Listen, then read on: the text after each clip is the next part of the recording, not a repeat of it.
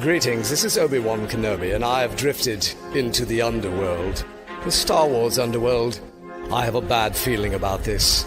Here we go. We must go to the lower levels. The Underworld. You've taken your first step into a larger world. You're after something. Ben. Since I've started the Underworld, I've met so many great friends. Chris. I grew up in the 1990s, and mall packaging is nostalgic for me. Dominic. What I love most about Star Wars is that it's fun, and it's all-round good times. So, this is where the fun begins. May the Force be with us. This thing really moves! Whoa! I like this! I can't believe you came all this way to see me.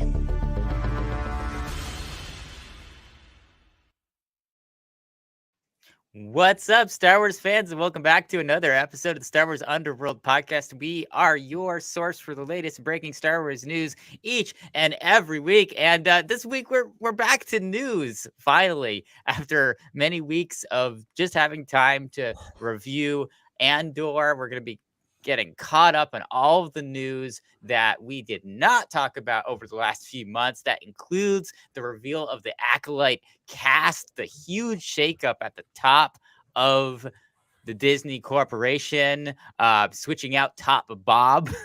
Thank you. That? Thank you. I was like, he's not reading it how I wrote it. No, I'm not, but I wrote a joke into it. I couldn't work. Yeah, I couldn't skip over that when I saw that. That's like, okay, I gotta give that one some shake up in the top Bob. That's shake up in the top Bob. And also, will one of these directors finally bring Star Wars back to theaters? We've got all these rumors about all these directors, and yet nothing solid, nothing set in stone. So we're gonna talk about all that and much more on this episode. My name is Chris, and joining me is my good friend, Mr. Dominic Jones. Hello, Chris. Hello, Ben. Hello, everybody. And yes, this is just Chris and Ben. I didn't forget Hannah again, like I did that one time, which was very embarrassing. So yeah, but very, very excited to be back this week. But I want to begin this episode with an apology to the cast and crew of Willow, because when they took time out of the Lucasfilm presentation back at Star Wars Celebration to promote this show, I described it as being boring as hell. Well, I've learned to eat those words because watched the first 2 episodes of Willow this week and very enjoyed it, to the point where I kind of want to watch the episodes again before next week's episode comes out. So I will say to the cast and crew of Willow, you are great. But I also want to say, people keep saying this is Lucasfilm's first non-Star Wars project in years. No, it isn't. This thing's a Star Wars show. This is very much a Star Wars show.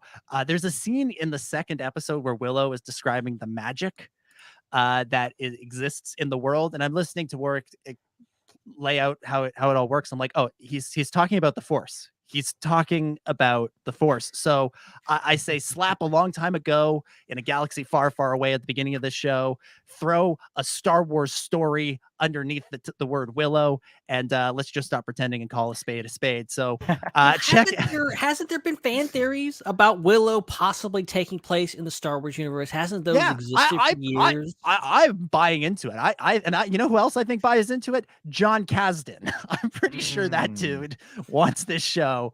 He's like, you're not going to let me write another Star Wars after Solo. Fine, let me do Willow. Here it is. So there it is. But yeah, so much to get into this week, and looking forward to breaking it all down. It's going to be a great show. Heck yes. Also joining us is Ben Hart, the Star Wars guy. How's it going, everybody? Yes, I'm very much looking forward to talking about episode 13 of Star Wars Andor. Wait, what? Somebody? Oh, God. Ben, did you time travel back from 2024? Is that how we're able to talk about this? I'm all out of sync here. I missed last week. It's just things, and now I have the high ground. So everything's just thrown off here.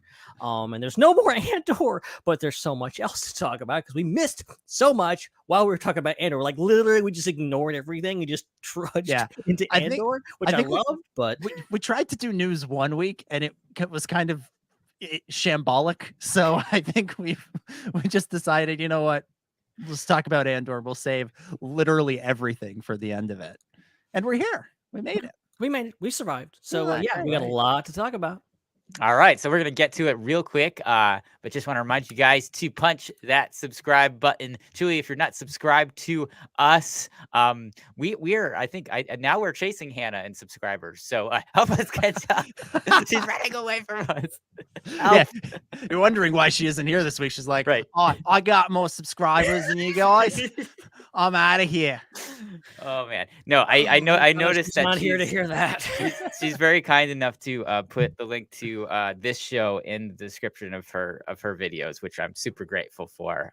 So thank you, Hannah, for throwing us a little breadcrumb with some of your popularity. It means a lot.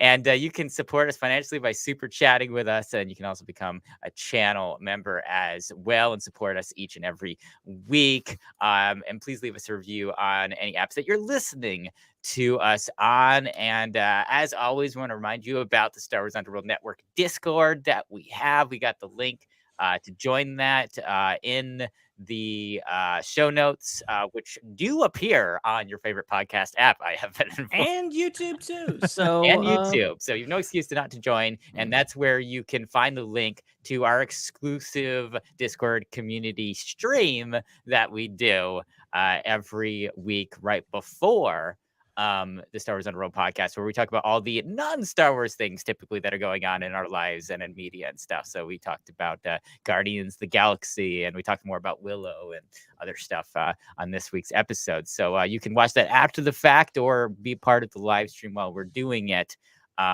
just by going over to the Discord. That's all you have to do, and you get the link over there. All right, let's get right to it. Well, But first, to piggyback off of what you just said, I have a little announcement to make, guys. So I'm probably upstaging this a little bit. But basically, we got the Discord, and as you know, a lot of social media is going up in flames as we speak. So it's nice to have a place to go. So definitely go check out the Discord, and we're working on having some events on the Discord, some stuff happening on the Discord. The next big event will be happening next Friday night, December 9th at 9 p.m. Eastern. Last time we had a little bit of a hangout. This time we're having a game night. So we're going to be getting the group together. I'm brought in my good friend and yours, Jeffrey White, who is an expert at gaming, specifically the game Fall Guys. And we're going to be going full on into Fall Guys. I've been training, okay? I've been training Fall Guys, okay? And I'm going to jump into this, and I suck at it, but it's going to be fun. And yeah. I see you have a question. Yeah. What is Fall Guys? Oh, I know I've heard of it. I've at least heard of it. It's a game. Never played it. Where you're a little bean guy, little jelly bean guy, and you run from one end, a little platform, to the other little platform, and you fall a lot. Yep. Oh, okay. And it's free to play on most platforms. So you can literally go to just about any device and pick it up and start playing for free. And that's kind of why we picked this game. It's not Star Wars, obviously. Will it just be you versus Jeff, or will people be able to play along? Well, obviously, we can have up to like 60 people on our team. So the more the merrier. Yeah. Okay. Oh yeah. We're showing up. Me and Jeff. Come watch me and Jeff play Fall Guys. I mean, people make careers out of having people watch them play video games. I don't know. I thought you guys were. I suppose. No. Everyone can play. I mean, you can watch if you want to, but the main objective is to come and play. Team Ben versus Team Jeff? I don't know. I mean, it depends on how many people we end up with. It's like 4-person team. I mean, we can do like a private match with what platform are you doing it on? I am doing it on Nintendo Switch. Jeff is on Xbox, I think. It's cross-platform, so you do it on PC. Can I play it on my Sega Genesis? I mean, maybe. I don't know. I'm not an expert at this. That's why I got Jeff on here. Okay, he's the expert. All right, he's my backup. See, what I know this game from is those YouTube videos where somebody just wants to do like a podcast and talk about something for a while, but they want it to be on YouTube. So there's just footage of them playing Fall Guys while they're talking. Right. You mean That's people what I don't know this from. people don't want to just stare at your face while you do a podcast? I mean, should we be playing something right now? Is that Yeah. Their faces should not be on the screen. Like, Oh, we're okay. doing YouTube wrong. Like, we should we have gameplay footage of Fixed us it. playing Fall Games. fixed it? Is this Wait, better? no, that's not Fall Guys. That's like I just took all the pictures out for everybody who's listening. It was just a blank screen. Oh, All right. Tune in next December Friday. 9th, 9 p.m. Eastern. Fall Guys. Start training now. Maybe you'll be half decent and you won't fall as much. In the words of The Simpsons, be there and be square. Or be round, because you will be a playing around character. Okay, let's talk about some news. Let's get into it. Let's begin, and let's begin with perhaps the biggest piece of Star Wars specific news, at least Star Wars specific official news to drop during Andor's run, and that is the cast and synopsis for the Acolyte. This is, of course, the High Republic set series from creator Leslie Headland. So we've got the full cast. It includes, this comes from StarWars.com. It's Amandla Stenberg from The Hate You Give, Lee Jung Jae from Squid Games, Manny Jacinto from Nine Perfect Strangers, Daphne Keane from His Dark Materials, Jodie Turner-Smith from Queen and Slim, Rebecca Henderson from Inventing Anna, Charlie Barnett from Russian Doll, and Dean Charles Chapman from 1917, and Carrie Ann Moss from The Matrix. Pretty solid cast. We'll talk about the synopsis in just a moment. But just first, Ben, we'll throw it to you. Your reaction to this cast. I mean, great. I mean, so many, and I should say colorful faces here. Like, a lot of interesting diversity here, which I love. And just a lot of really, really talented people. Freaking Carrie Ann Moss, come on. I mean, like, you got Daphne Keane. Like, man. I mean, it's a stacked cast. It's already looking really, really great. After just going through a Star Wars series, which such brilliant actors, such brilliant performances, I'm looking for more of that. And I think The Acolyte might be the next show to really give us some bang on performances. So this looks great. Chris, your reaction? Yeah. Some of these announcements kind of were made ahead of time or like leaked by big sources ahead of time. So as they kind of trickled out, I was excited for each one that we heard about.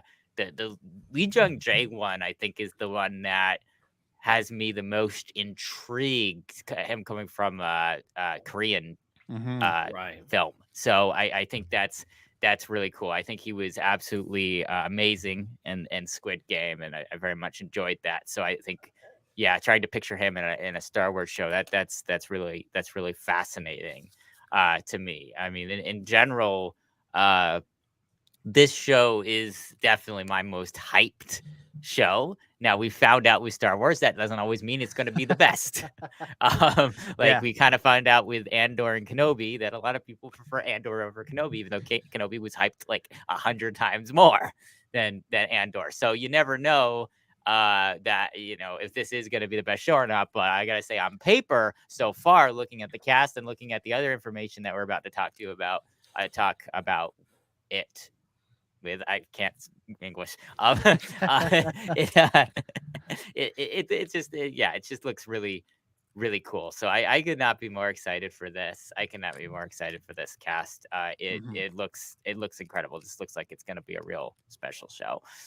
Yeah, I look at this cast and it does the thing that I love it most when Star Wars casts do this, and that is, I go, oh, I love that person. Never would have in a million years thought they'd be perfect for Star Wars. But now that I see they're going to be in Star Wars, I'm going, yeah, they're going to be perfect for Star Wars. And I sort of feel that way about a lot of the names on this list. I also just love like seeing the shows they choose to highlight for their previous work. for these actors, because some of them, like, Dean Charles Chapman, he was in 1917. He's also King Tommen on Game of Thrones. I kind of feel like that's where more people would know him from. Daphne Keane, yes, she's the lead in His Dark Materials, which is a great show, and I'm very much looking forward to the third season of. She's also in Logan. That's probably where most people would know her from. Yep. And Manny Jacinto, I've never heard of Nine Perfect Strangers. This dude will always be Jason from The Good Place until he is whoever he is in The Acolyte. So, solid cast all around. Looking forward to seeing them in action. They are filming The Acolyte right now over there in the UK. They dropped this behind the scenes picture showing Amanda Lee and Leslie on set. Amanda Stenberg wearing a Star Wars Visions t-shirt in the picture. Oh, that's awesome. That's so cool. It's a great outfit. Well played. And the set that we can see in the background looks very temple-y. Just gonna say it looks very temple-like. So but maybe a darker temple, maybe not quite the temple we're used to. Interesting. Yeah. Although there are lights in the floors, so a modern temple. It's not that ancient. Someone retrofitted it clearly. There we go. Yeah. But we did also get the synopsis, the official sort of preview synopsis for this. And this is what it is. The Acolyte is a mystery thriller that will take viewers into a galaxy of shadowy secrets and emerging dark side powers in the final days of the High Republic era.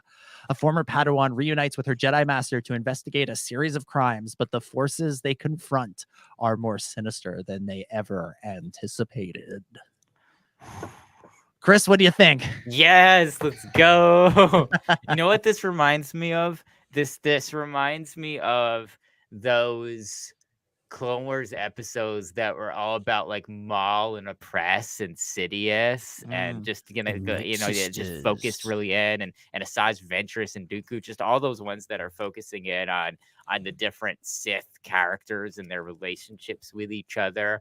Like that's really what the type of vibes that I'm getting from this show is that it's going to kind of get into the structure of the Sith prior to the Phantom Menace, which is really exciting. And it's exciting too that it might be tying in potentially with some of the High Republic stuff that they've been setting up in the books and comics universes. So I think this is cool because we've gotten a lot of shows that are like, you've got all these like rebellion focused shows and there's kind of hero focused shows. And really Andor, I think, is the one that's really gotten the deepest into the psychology of the villains, but it's the Empire. It's the Empire. It's not the Sith.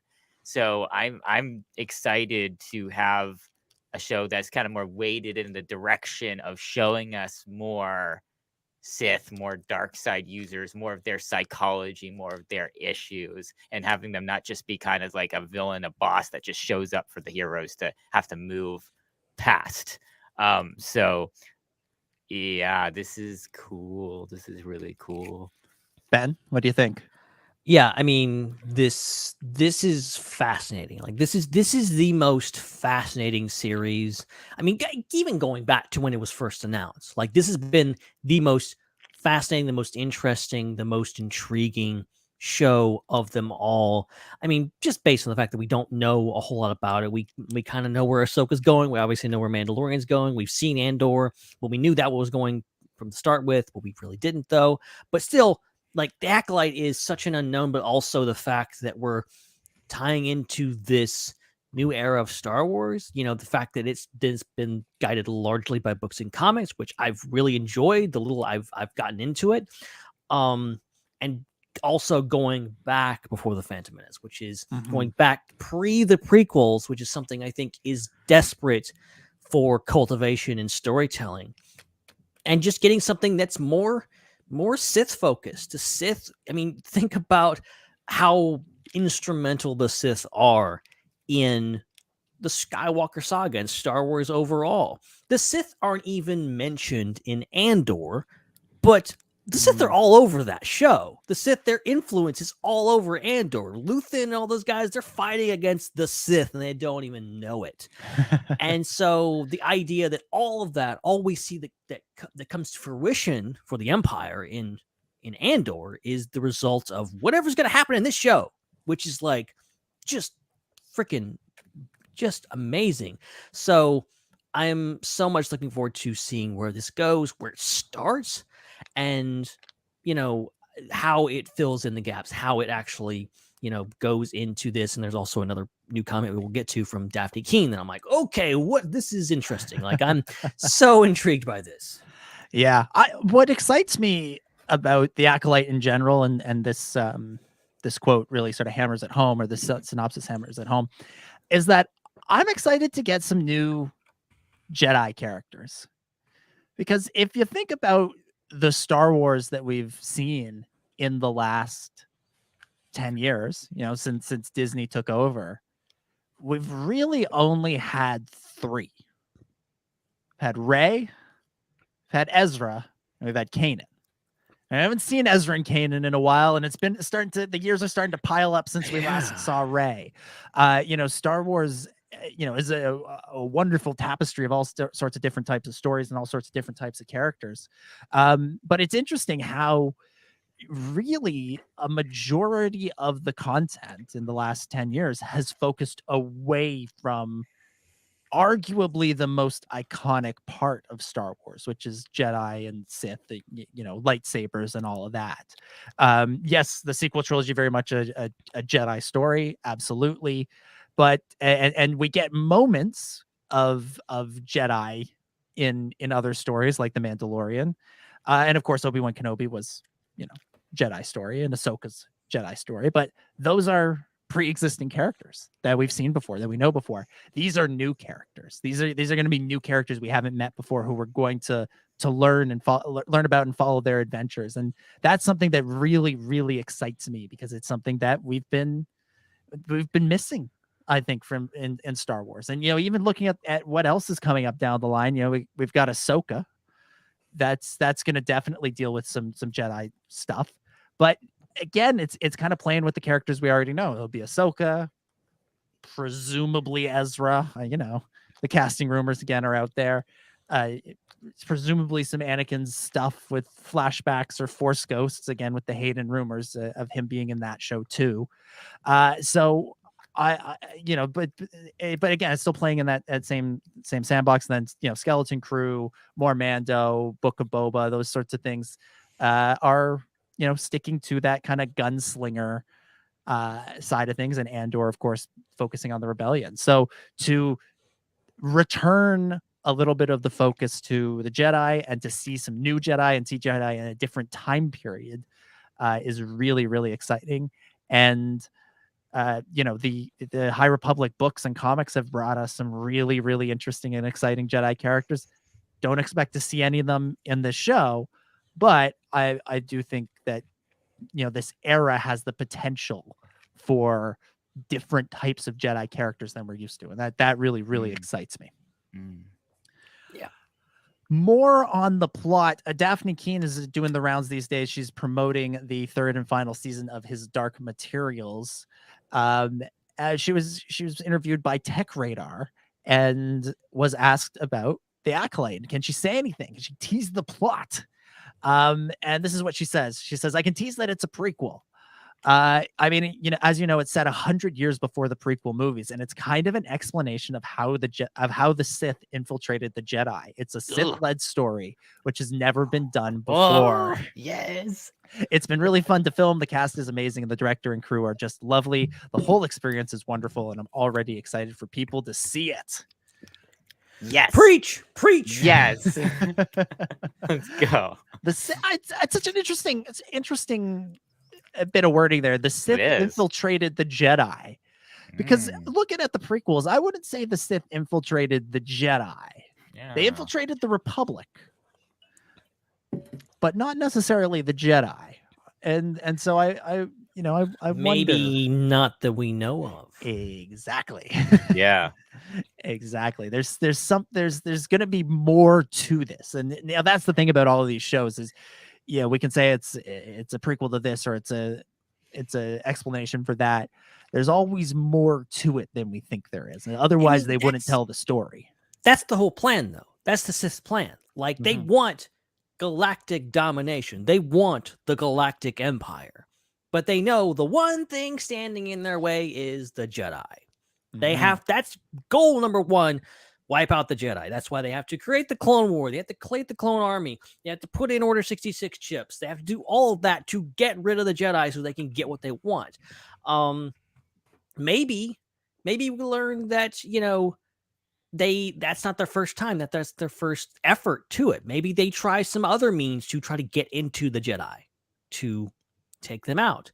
But we know it can't work like that, at least. But I'm curious, or maybe it's something that we don't know. Maybe it's going to be a new revelation about the Sith plan all along that we just never heard of before. So, according to the Ultimate Alien Anthology, which I believe is canon. I mean, it's one of those books that's canon until it's not, I'm going to say. Right. Yeah, pretty much. Muns are considered venerable at the age of 95. So, we know, according to old canon, that Plagueis was still around at the time of the Phantom Menace, but how old he was we don't know. And of course he doesn't have to be still around then. So, and we know that Palpatine, he's up there in age. He's in his like 50s or 60s by the time the Phantom Menace rolls around, I would say. So he could have killed his master 20 years prior to that. So given that this was going to be 100-year prequel to the prequels, I really think it's possible that even if they keep Plagueis a Mun, he potentially still could be alive at this time. This could be at the Plagueis time, the beginning of his life when he was young. So I think it's possible. I'm gonna say I think it's like 60% chance that this is gonna be is gonna touch on that old. Did you ever have the tale of Darth Plagueis the Wise, the tragedy of Darth Plagueis the Wise story? I think there's gonna be some crossover here. 60% chance. Like on the one hand, I feel like that's clearly the story people want to see, they want to hear. It's sort of in a sense the obvious story to tell, but I don't know. To me, that like it feels like we're contorting ourselves a little bit to make the timeline work for that. That feels a little far away from 100 years before the prequels. That said, I'm open to being wrong. I'm not advocating against it, but it does feel to me like there's just as good a chance that this is all new Jedi Sith, nobody we've ever heard of. And I think, I think that would be exciting too. Like, I think it's going to be mainly that. I just think there's going to be some type of tie. Like, I think at some point, like we might be at like the end of the show or something, and like whoever's the main kind of like Sith character goes and like picks up like a young Darth Plagueis somewhere, or like gives it in one of the acolytes the name Darth Plagueis, or like I think it's going to be kind of like the bridge that exists. So I don't know necessarily. I think that's most likely. Like for that, I'm giving it like an 80%. Like I think it's 80% that Darth Plagueis is at least named dropped, or we know what character that is towards the end of the show. Yes, Francisco Plagueis. Oh, Plagueis is canon. I mean, he's mentioned in Revenge of the Sith. Yes, the character is, but not necessarily the book. Oh yes, not the book. Yes, the book is not canon, so it could be completely different. Yeah, like Plagueis doesn't have to be immune. Moon, whatever, however you pronounce it. Like that. There's two U's. Mun. It's Ma'un. Ma'un. Okay, fair enough. So I mean, I don't know. Maybe. what if Plagueis is also a Yoda species? What if you find out that the Ma'uns are like cousins, like the Jawas and the Tusken Raiders are cousins? Yeah. Yes. What'll be really interesting to me is I'm really excited to see how much new Sith lore we get in this show, because the old stories of the expanded universe were a lot of fun with your armies of Sith lords and that sort of thing. I don't feel like that's necessarily that never necessarily the way they told the story, where there were armies and armies of Sith lords, and then Darth Bane created the rule of two, and then that was it until Palpatine, never really made sense, because Yoda knows about the rule of two and the Phantom Menace. So I feel like there's an opening there to do something really different and really exciting, and change our perception of what we think we know. Like Yoda says, you must unlearn what you have learned. And there's the novel that came out last year, that tied in with Star Wars Visions. Ronin did this in an interesting way, where the Sith were kind of the heroes and the Jedi were kind of the villains. And that's a little bit of an oversimplification, but you could do something really interesting where you take what we're expecting from a Sith Lord and you do something really different with it. Or you take what we expect from a Jedi and you do something really different with it. And, being even 100 years out, that's a long time. You can mess with our perceptions of it in some fun and interesting ways. And I feel like, again, Leslie Headland being so interested in the Star Wars lore, I think is someone who might sort of relish the opportunity to put her stamp on, the origins, or not even the origins, but just the legacy of the Sith leading up to Darth Sidious in a really interesting and fun way. Yeah. So no release date as of yet for the Acolyte, presumably next year, but who knows with the way TV goes. could be keep pushing everything back. We're supposed to be watching Bad Batch now or by now, and that's still not coming. And then Mandalorian is still a few months away, as we learned today. So yeah. It may well be that we don't see Andor. We don't see Andor and Acolyte until 2024. I'm not ruling it out. Next year we're sort of expecting. We know we're getting Ahsoka. We're getting Bad Batch, and I think it's safe to assume Skeleton Crew. But because that started filming a while ago. I started filming a while ago. So we have a freaking image from that. I mean, like I was still So if those are the three shows, along with another anthology of Visions, that's a pretty good year. That's a pretty good year for Star Wars. And then you look ahead to 2024, season 2 of Andor, season 1 of the Acolyte, potentially season 4 of the Mandalorian. Be pretty good too. And there could be more Bad Batch, Tales of the Jedi, Visions, more animated stuff in there as well. All right, let's keep going here. And this next story isn't so much a Star Wars story as it is a Disney story in general. And this was the news that shocked the entertainment world a couple of weeks ago. Somehow, Bob Iger returned. They replaced one Bob with another Bob. They replaced that Bob with the old Bob, making the new Bob the old Bob, and the old Bob the Hi, new Bob. Bob. Bye, Bob. Yeah, the chairman of the Bob said we need a different Bob, and they said all in favor say Bob. They said Bob, and they said bring us Bob, and they said not that Bob, the other Bob. So Bob Chapek is out. Bob Iger is back in for at least 2 years. I on the one hand, this is surprising, because anytime you have a big shakeup like this, it's kind of surprising. On the other hand, not that surprised. Bob Chapek got booed at D23.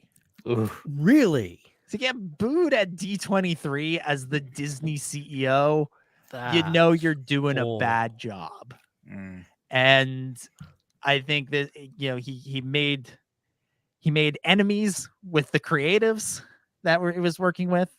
He pissed off the employees of his company by not speaking out on important issues, and a lot of people have been very frustrated with the decisions that have been made around the parks, And yeah, and then the company had a really poor quarter, and they didn't feel he reacted to that appropriately, so they booted him out and brought Bob Iger in.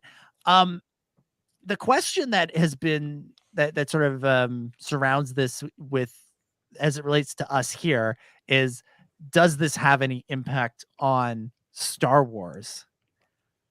I'm curious to know what you guys think, because my initial reaction is no.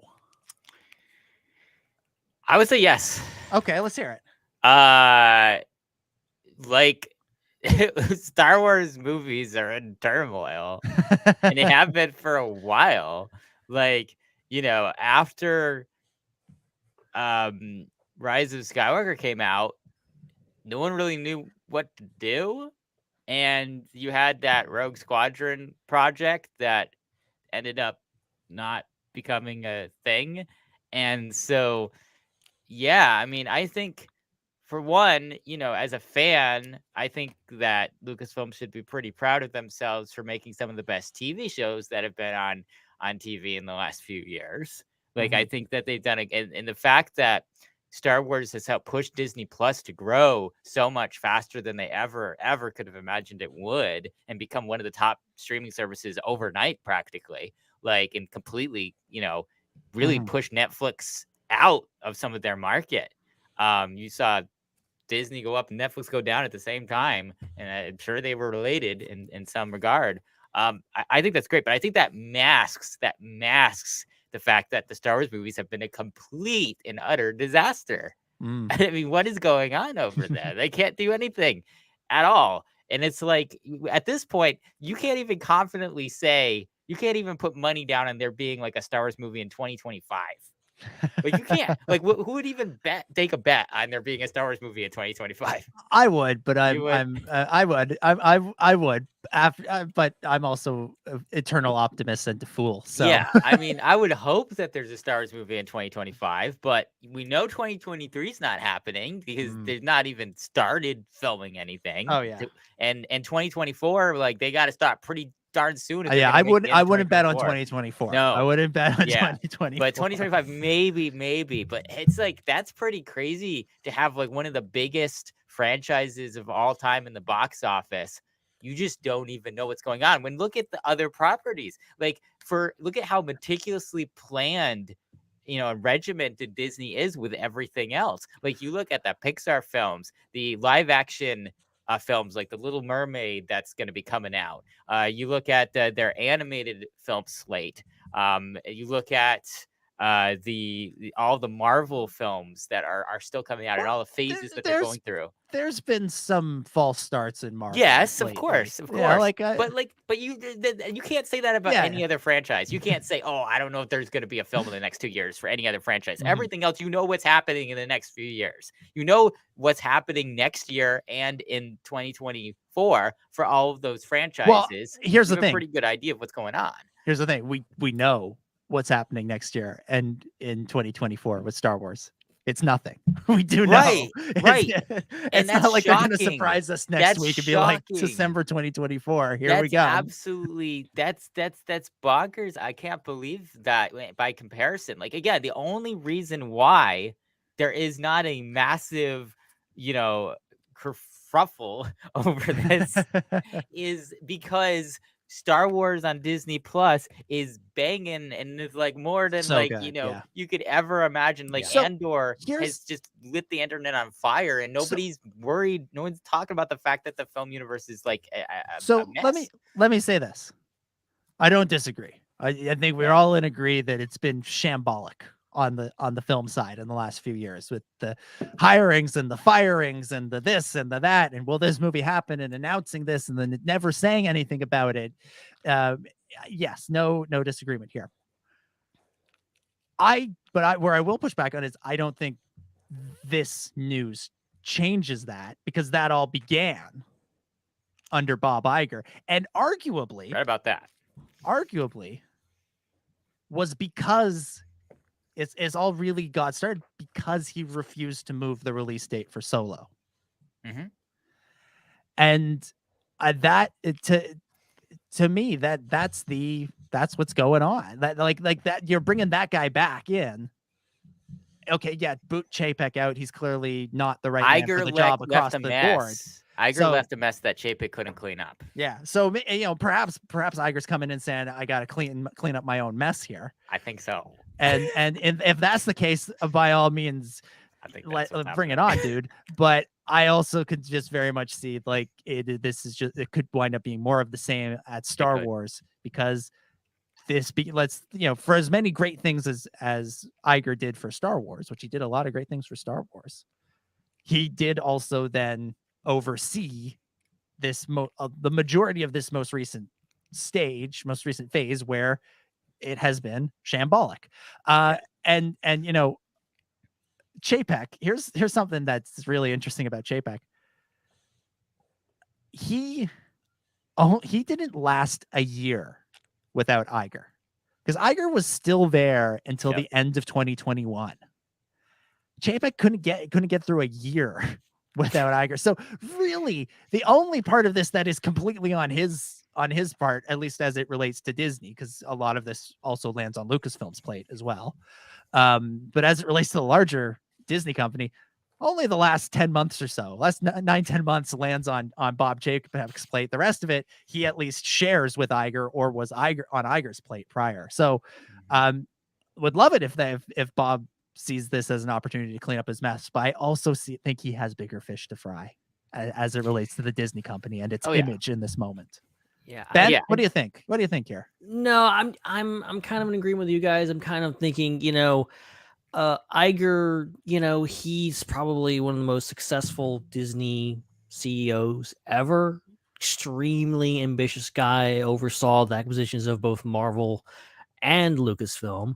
And obviously pushed hard for not just one Star Wars movie per year, but probably more than one Star Wars movie per year, and spearheaded Disney Plus and all the shows that we're seeing right now.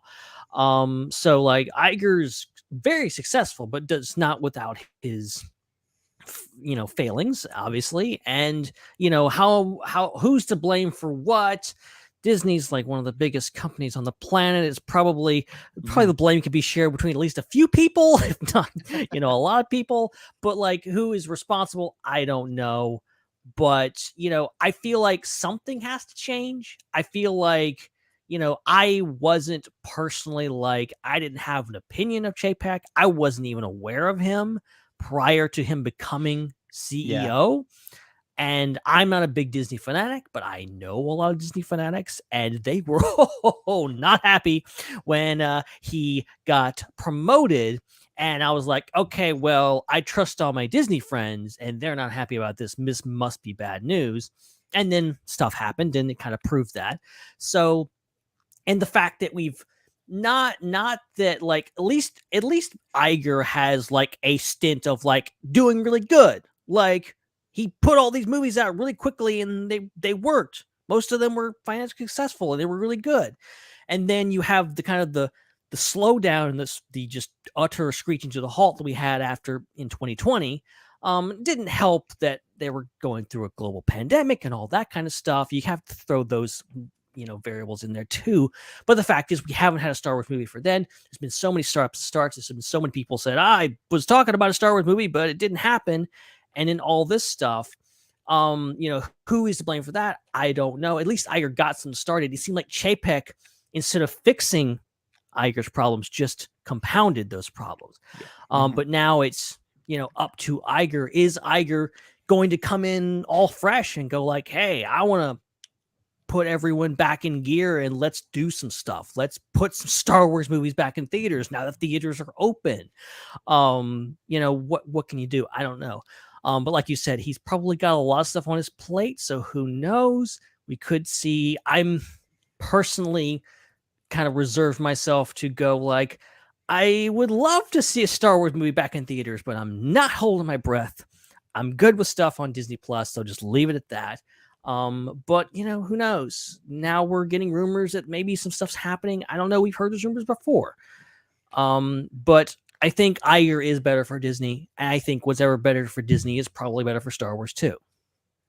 Yeah, in that sense, I think yes, that this I guess what I'm getting is I don't think this directly affects Star Wars. It affects Star Wars in that the general well-being and the health of the Disney company as a whole, when it's good, that's generally a good thing for Star Wars. When it's bad, it's generally not such a great thing for Star Wars. And so, if Disney is doing well, I think generally all of their IPs, their intellectual properties, will be in a good place.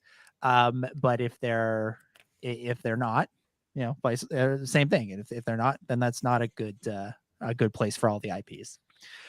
But I think Iger's got bigger fish to fry, and I don't think Kathleen Kennedy's going anywhere anytime soon. That's the other question that comes out of this is, does this impact her status? That's what Iger did. Bob came back to fire Kathleen finally after all those rumors. I think Iger and Kennedy, they worked together for a long time, and they did have several years of great success together. And I think both of them would be eager to continue that and get back to that. And I think it's safe to say they probably have a pretty good working relationship, and one that they can work together on. So we'll see where this goes, but fascinating stuff. I believed Bob Iger when he said he was done. I thought for sure he wasn't coming back. I thought we were stuck with Chapek for a few more years at least. But I don't feel bad for him, because I'm sure he got a whole crap ton of money when he was forced out. So, okay, let's talk about the future of Star Wars movies. Let's talk about this. Jeff Snyder, he's an insider. I think, was he right for The Wrap? Is that his thing? I think so. He's one of those guys that you generally believe what they report, because they tend to report accurate information. I'm just checking his Twitter. Reports for The Ankler and Below the Line these days. So I guess formerly of The Wrap, because I do recall that being his outlet. He made an appearance on what is the show? The Hot Mic show with John Rocha or Rocca or Rocha. I don't know who any of these people are. And he was asked about what the future of Star Wars in movie theaters is. This is what he said. He said, quote, "There's a lot of stuff coming down the pipe on the feature side that Lucasfilm is really excited from Lucasfilm to be really excited about. Fans are going to have to be patient, since we're not really going to see any of this stuff until 2025. From what I understand, Kathleen Kennedy has the next 5 years planned out. They have their 26 and 27 slates. We just don't know what they are yet." So it sounds like, in a perfect world, if everything goes off without a hitch, Star Wars will return to the theaters in 2025, and we'll get back to yearly releases from then on. I like the sound of that. Yeah. I'd like it better if it was starting in 2024 or 2023, but I like the idea of getting back to that. That was a lot of fun. The whole do a movie every other year thing, I don't know, that felt a bit outdated as an idea. It's the easy comparison, and it's not really one-to-one, but Marvel can do multiple movies a year, and people don't seem to get tired of them no matter how many movies they release. So Star Wars can definitely do one movie a year, and I feel like in this age when there is so much media out there to consume and enjoy and all that stuff, you have to be putting out stuff fairly regularly to remain relevant. And once a year kind of feels like the minimum.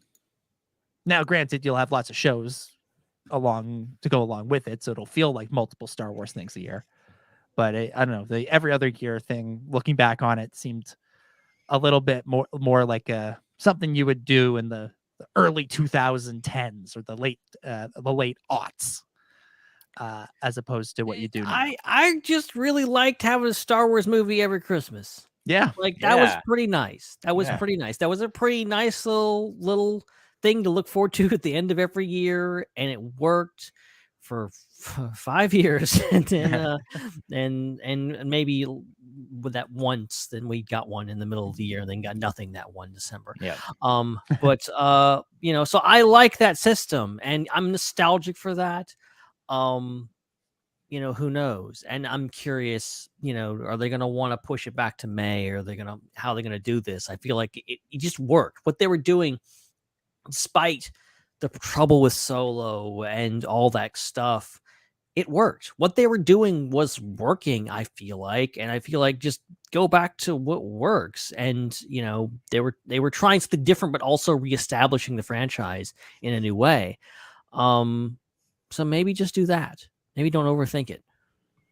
Yeah, I agree. Now, what might these movies be? We may have a little bit of an idea. Rey Skywalker, Star Wars story. Well, maybe. A couple weeks back, there was a big report in the Hollywood Reporter about a Star Wars movie that's in development, written by Damon Lindelof and Justin Britt Gobson, and directed by Sharmeen Obaid Chinoy. So Damon Lindelof is, I think, perhaps the most well-known name from that. Dude he wrote Star Trek Into Darkness. He wrote Prometheus. He wrote Tomorrowland. And that sort of things. Also was the creator and executive producer of the Watchmen series that was on HBO last year. That was very well received.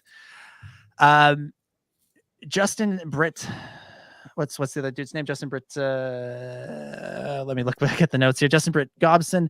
I'll be honest, not super familiar with this guy. Haven't not a ton to go off of. The would-be director, she recently directed several episodes of Miss Marvel. Yeah. Which is a very good show, and also is like a documentary filmmaker. Interesting. So they would bring kind of a different eye to that. So let's talk a little bit about let's go through this Hollywood Reporter story a little bit, because there's some pretty interesting tidbits in here. So reading from the Hollywood Reporter, the project has been in the works for months, and while Lindelof is getting the Wookiee-sized share of attention, thanks in no small part to his pedigree that comes off of co-creating TV sensation Lost and shepherding the acclaimed HBO series Watchmen, he is by no means the only person involved in the project. In fact, if Lost and Watchmen, as well as The Leftovers, another beloved series Lindelof created, have shown anything, it's that one of the writer's chief talents is picking collaborators. Sources tell the Hollywood Reporter that Lindelof is writing the new Star Wars script with Justin Britt Gibson, a young and rising writer who worked as an executive story editor on Guillermo del Toro's vampire drama The Strain, and wrote episodes of the Counterpart series, a series that deals with parallel dimensions and stars J.K. Simmons. Britt Gibson, however, comes to the job after a secret, it's always that way with Star Wars, isn't it, writer's room that began coming together after this year's Star Wars Celebration. The room held a 2-week session in July, and at the table were Patrick Somerville, who worked with Lindelof on The Leftovers, and then went on to create the buzzy Station 11. Raina McLemmond, a consulting producer on Lucasfilm's own Obi-Wan Kenobi and writer on the company's upcoming Willow series, and Andy Greenwald, the creator of the 2019 Rosario Dawson crime drama Briar Patch, on which McClendon was a story editor among a couple of other writers. Dave Filoni, a protege of Star Wars creator George Lucas, who was involved in many of the shows, may have also been present. May. It's like all of this story is like really well sourced, and then that detail is like, we're not sure. That there were all these people in this room, and this one guy in the back of the room had a cowboy hat, and I didn't recognize him. We're not 100% sure. Well, maybe he didn't have the cowboy hat on. That's why they're not sure. Looked kind of like Dave Filoni, but he didn't have the hat. So the source says someone in a beanie wouldn't shut up about hockey in the background. Talking about the. So I might have been there, is what you're saying. After breaking the story, Lindelof and Britt Gibson have been clacking away at the keyboards. Sources say the movie project is intended as a standalone, but in success could lead to more movies. That plan goes against the grain of earlier Lucasfilm development process, which saw the company trying to come up with new trilogies. Now the studio seems to focus on standalones. And sources say that the story would take place after the events of 2019's The Rise of Skywalker, although it would not be a continuation of the Skywalker saga. It could, however, feature some of the characters from the Star Wars trilogy made in the 2010s. And then they have a bunch of details about all the canceled stuff that didn't happen. Kind of adding up. So, what do we think? How does how does that sound? Star Wars Episode 10? That's all I'm getting out of this. All I'm getting out of this is it's Star Wars Episode 10, and they just don't want to tell anybody because they don't want people to freak out. So they're like not even gonna call it that. They're just gonna be like Star Wars. Darkness Rises again or something. Let me throw something in there that might actually lend a little credence to that, Chris.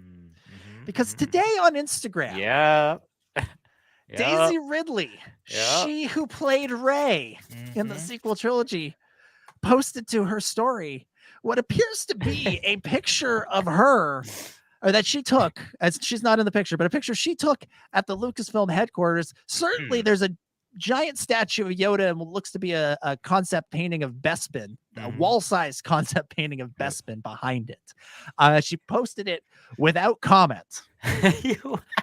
She knows what she's doing. And she knows what she's doing. And so Ben, I think Ben, it's time for the return of our favorite game on this show. Something there or make it relax. So I am not relaxed. Definitely not relaxed. You're saying there's something there. I mean, why is she there? Like, why else would she be there? Also, but she knows what she's doing. She knows she's messing with us. Oh, you think she's messing with us? That this doesn't mean anything. She's just playing. I don't know. I keep going back and forth. I'm so confused. She's driving me insane. Okay, just tell us something. But like you're Daisy Ridley. You post this stuff on your Instagram. You know what you're doing. Didn't that trilogy make like $3 billion? It made more than that. More than $3 billion. Almost $5 billion. It made almost $5 billion. Bob Iger's coming in. He's trying to fix Disney's profit problem. Like, it seems kind of like a no-brainer to bring, one of your top lead characters from your $5 billion series into company HQ to talk about some stuff. Like, kind of makes sense. Yeah. Oh man, I think something's happening here. I think something's happening. I don't necessarily expect Daisy to be the star of the movie. This is episode 10. Be a supporting character, a mentor figure. No. This is episode 10. This is like, this is like the same energy as when J.J. Abrams was like, this movie's not about Khan. I swear. This is the same thing where they're going to be like, yeah, it's just this little movie and, there's going to be some familiar faces in it. And it's like they just don't want to hype themselves up too much because I felt like, the last two movies were really hyped up and for various reasons, legitimate and not. A lot of people didn't like the last two movies. So I think they're kind of setting expectations really low and they're going to be like, all right, we're just going to put this out here. If you want to watch it, you can, but if not, and then it boom, it's Star Wars Episode 10. That's what it is, and it's the next chapter in Rey Skywalker's journey. I've always been of the mind that like they're gonna come back, but not right now because they need some time away, but like I think things move quicker now. Because like we just got Hayden Ewan back. Obviously, they didn't want to come back for various reasons. That you asked them in 2006, 2007. They weren't. Were they going to come back? No, and they would actually absolutely be have the right to say that. But now they were like, come back, and everyone loves it. I think things just move faster now, and I could see it happening. I could see those talks being had about, hey, let's do that. And I mean, Force Awakens came out a long time ago. 2015 was a long time ago. I don't know if you realize that. It was quite a few years ago. Yeah. And the kids that watched that movie when they were kids are not so little anymore. And they know their audience. Yeah. Look, if this movie came out in 2025, that would be 10 years after The Force Awakens. And it would be 6 years after the Rise of Skywalker. That's a long time. That's an eternity these days. Yeah. That's a long time. Like, yes, it's not 30 years for Mark Hamill or 32 years between Return of the Jedi and The Force Awakens. Nothing's ever going to be like that, ever really. But 6 years or 7 years, 8 years. How long was that gap? How long did that gap feel between the Clone Wars movie and The Force Awakens? Like, that was a 7-year gap where Star Wars wasn't in theaters, save for the 3D releases. Release. Singular. But that felt like a generation. Those two things. I will say, I think this Lindelof, Britt Gibson, and Charmin Obaid Chinoy film, I think this is the next one. And I think this is the 2025 film. I won't go too far and say that this is definitely the one Daisy's in, or that Daisy's definitely in one, but I do think this is probably the next one. My reasoning for that is I looked at everybody's work schedules, what they've got on their plates coming up, and there's a lot of nothing after 2020 and 2021 and 2022 for these people. There's a lot of there isn't anything that's that on their Wikipedias that says in development or in production or anything, which you compare to, I think, the guy we've been assuming for a while would make the next Star Wars movie, which is Taika Waititi. Dude's got a movie coming out next year.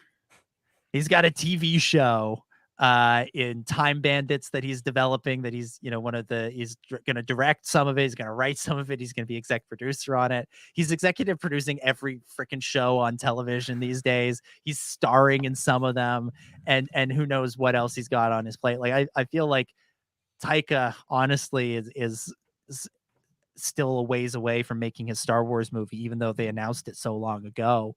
Whereas Lindelof doesn't seem to have much coming up, and neither does Charmin Obaid Chinoy and Justin Britt Gibson. So I think I think there's a good chance that this is next. And looking at Daisy's filmography, there's a lot of stuff that she's been in that's in post-production right now. Yeah. Maybe it's maybe she's got an opening in her schedule for 2024. That she's doing something. What did I read about? Christie Affair. Okay. That's her next thing. Next thing I see is The Inventor. Okay, but maybe that Christie Affair is after that. Maybe. Yeah, she was just like that. Just announced like a few days ago. Yeah, and for an actor, it's a smaller commitment than for a director, especially if she's going to be especially if she's not going to be the star the way she was in 7, 8, and 9. And if she's just a support. Yeah. Call me stretching this, but I can't help but see the connection between Lindelof and J.J. Abrams, who's a frequent collaborator, and J.J. Abrams connecting all the way back to Daisy Ridley, who I mean that's a clear connection. Seems like those two probably are still kind of close, maybe, and had a pretty special relationship. So could it be that? Could have been some JJ working behind the scenes and making some of this happen? I don't know, or just friends of friends. I don't know, but I like this a lot. Yeah, and I think Lindelof is a good safe choice for the studio. Mm. Like, you know, this is a guy who's proven that he can make big blockbuster movies, but he's also proven that he's got the ability to make really interesting, acclaimed, thoughtful stuff with his TV work, like Watchmen. And honestly, the director, like I said, she's more of a documentary filmmaker. You look at her filmography, Miss Marvel stands out as being kind of out of place because it's narrative. Like it's a fiction. I should say it's fiction. Everything else, like she's won multiple Oscars for best documentary short. Wow. And so I think this is somebody who could bring a really unique and different vision to Star Wars. So even if you have someone like Lindelof who's relatively safe, kind of serving as the go-between between the studio and the production, I think you have someone who could do something really provocative and interesting as the director. And yeah, I think that would be I think that could make for a really exciting project and really interesting. And again, Justin Britt Gibson, don't know a ton about this dude, other than to say, you know, I'm sure he's talented. If he's gotten this far, it's usually not without reason. So I think there's plenty to be excited about here. So whether this is episode 10 or something else, I think and whether Daisy Ridley's in it or not, I think there's a lot of reason to be excited for this. Let's do another potential future movie before we get to a canceled potential future movie. This next story came from Deadline, came out roughly around the same time as the Lindelof story. They're reporting that Sean Levy is in talks to direct a Star Wars movie. Sean Levy then seemed to confirm this on Twitter when he posted some screen caps of the article and tweeted, "Childhood me is losing his shit right now. Grown-up me is too." So I think this dude is definitely at least working on a Star Wars movie. He's got some other things to get out of the way first as well, which is again why I think the Lindelof project is likely first, including he's directing Deadpool 3, which comes out in 2024. And he's also directing some episodes of Stranger Things that he's got to make first. So I think his Star Wars movie is likely 2026 or 2027. So it's a little ways away. But I think he'd be a fun choice. I don't know if he's necessarily the most exciting of all of the directors that they've suggested, but I have no doubt looking at his filmography, he's very competent. I think he could make a really fun and engaging Star Wars movie. Something more in the vein of a Solo. I was gonna say he's got more of the comedy side of things. So kind of like the original Solo.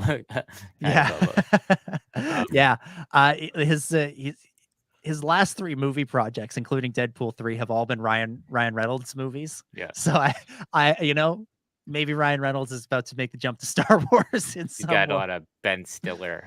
Stuff as well. Ryan Reynolds and Ben Stiller Star Wars movie. I really liked. I mean, obviously, like I think the Deadpool movies are really fantastic. But even with him working like outside of franchise, I felt like Free Guy was a pretty fun movie, and it had a really awesome Star Wars reference in it too. Yes, cool. Yeah. Free Guy I thought was fun. Going way back to Night at the Museum, I thought good classic was movies. A really good movie. I just recently watched that. It was really good. And obviously Stranger Things, like they did 10 episodes of that. So like, so I think that show speaks for itself. So like, haven't seen the Adam Project yet. Of course, that's a decent movie. That's a fun, like, it's the old wolf and cub kind of story. It's very, very, very modern Star Wars in that sense. So, I mean, as you said, like comedy elements, and who knows what angle they'll take with this. Could this, it's always just like we hear of, oh, Taika Waititi's doing a Star Wars movie. Well, it's going to be Thor Ragnarok, but with Star Wars. Like, it's not that simple, guys. But also, maybe it will be. Maybe it's just going to be Taika Waititi because he has such a style to him. And Sean Levy, I mean, you could definitely argue has a style, has a kind of a genre that he sticks to. But is this someone who wants to go out of that, or someone that leans into it? As we've seen, even very recently, the Star Wars can do everything, can really do anything. It can do hard-edged, gritty dramas. It can also do lighthearted adventure comedies. Like, really, like, that's the thing. We just got done with Andor, which was the former. Now we're going into Mandalorian and Bad Batch, which is kind of the latter. So, you know, we're it's running the gambit in tone here. So I think he could fit in. I'd just be curious. And just overall, it seems like maybe all the rumblings we've been happening has been just this plan that seemingly Kathleen Kennedy's coming up with. This, like, we're interviewing all these people, we're talking to all these filmmakers, and then we're going to line them up in a row, and we're going to say, you do a Star Wars movie, you do a Star Wars movie, you do a Star Wars movie, and just keep going. And hopefully we'll have several in a row, maybe one per year at least, Star Wars movies to look forward to. Mm-hmm. Yeah, absolutely. I mean, looking at the slate, let's say we begin in 2025 with the Lindelof, Britt Gibson, Obey Chinoy movie. That's 2025. 2026, Taika Waititi. 2027, Sean Levy. 2028, Rian Johnson.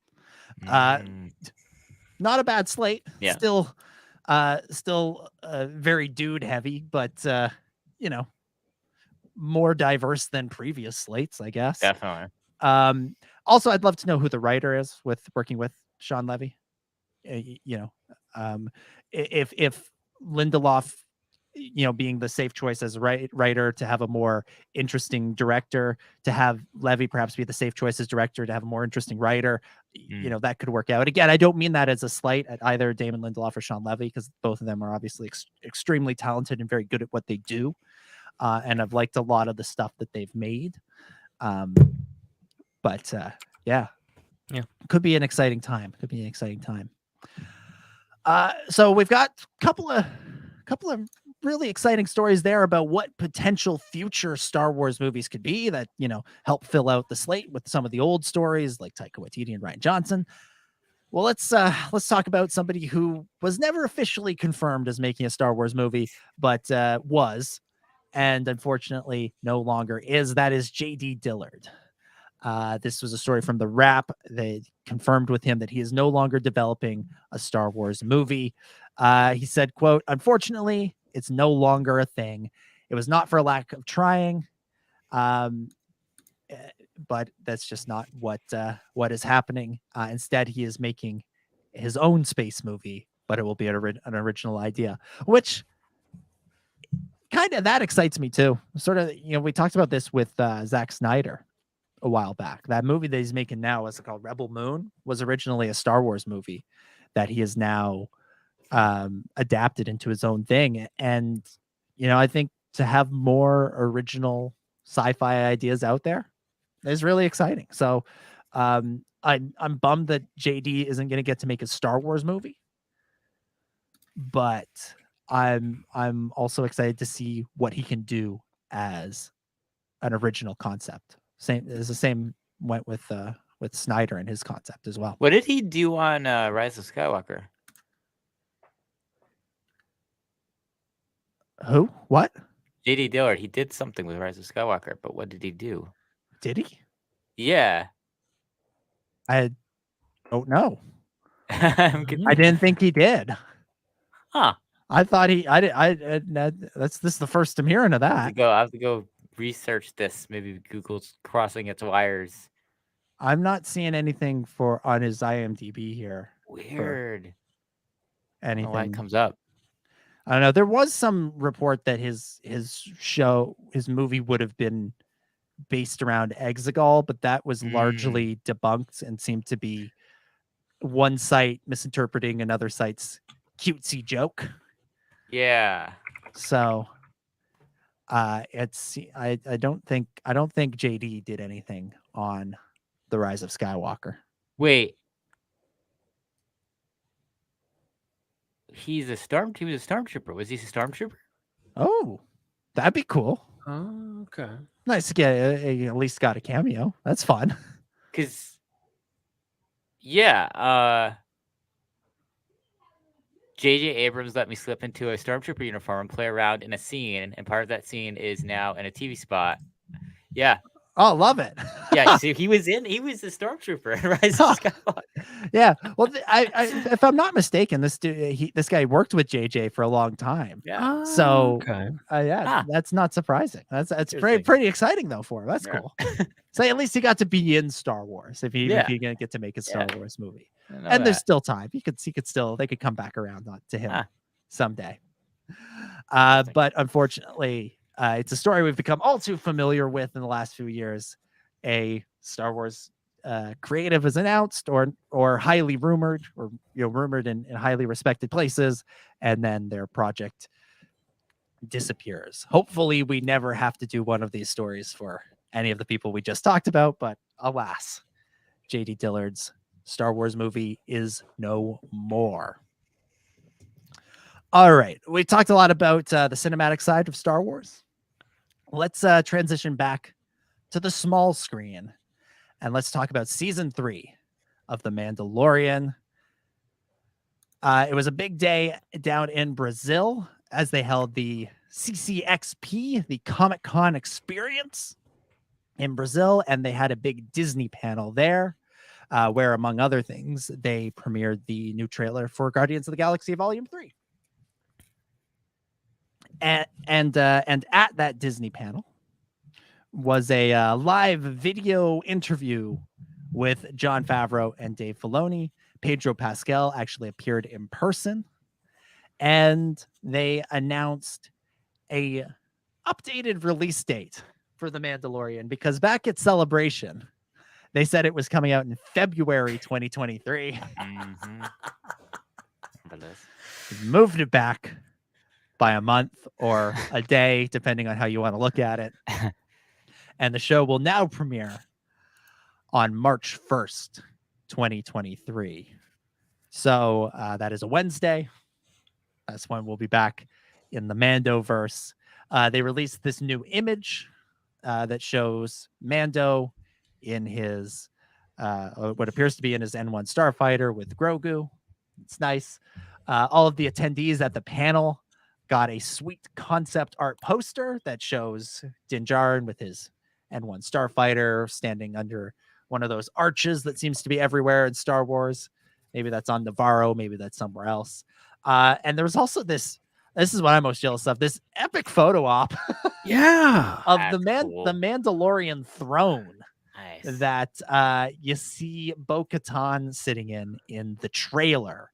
Now, they showed a new trailer at this panel that was apparently mostly the stuff in the D23 Star Wars Celebration trailer.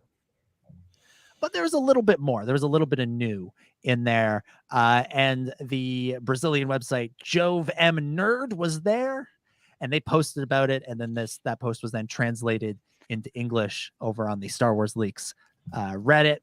Here is what is apparently in the trailer. It's not a ton of detail. It's just sort of an overview. So the video begins with Grogu and Mando hearing that he is no longer a Mandalorian as he has taken off his helmet. So he decides to go with the child to Mandalore to regain his honor. Meanwhile, Bo-Katan appears on the throne. She looks annoyed as she thinks about getting the Darksaber. Some scenes confirm the return of Carl Weathers as Grief Karga and Amy Sedaris as Peli Motto. We knew that from the other trailer. There's a scene with a planet that looks like Coruscant, and the preview features several action sequences, including a never-before-seen one featuring Mando running away from TIE fighters.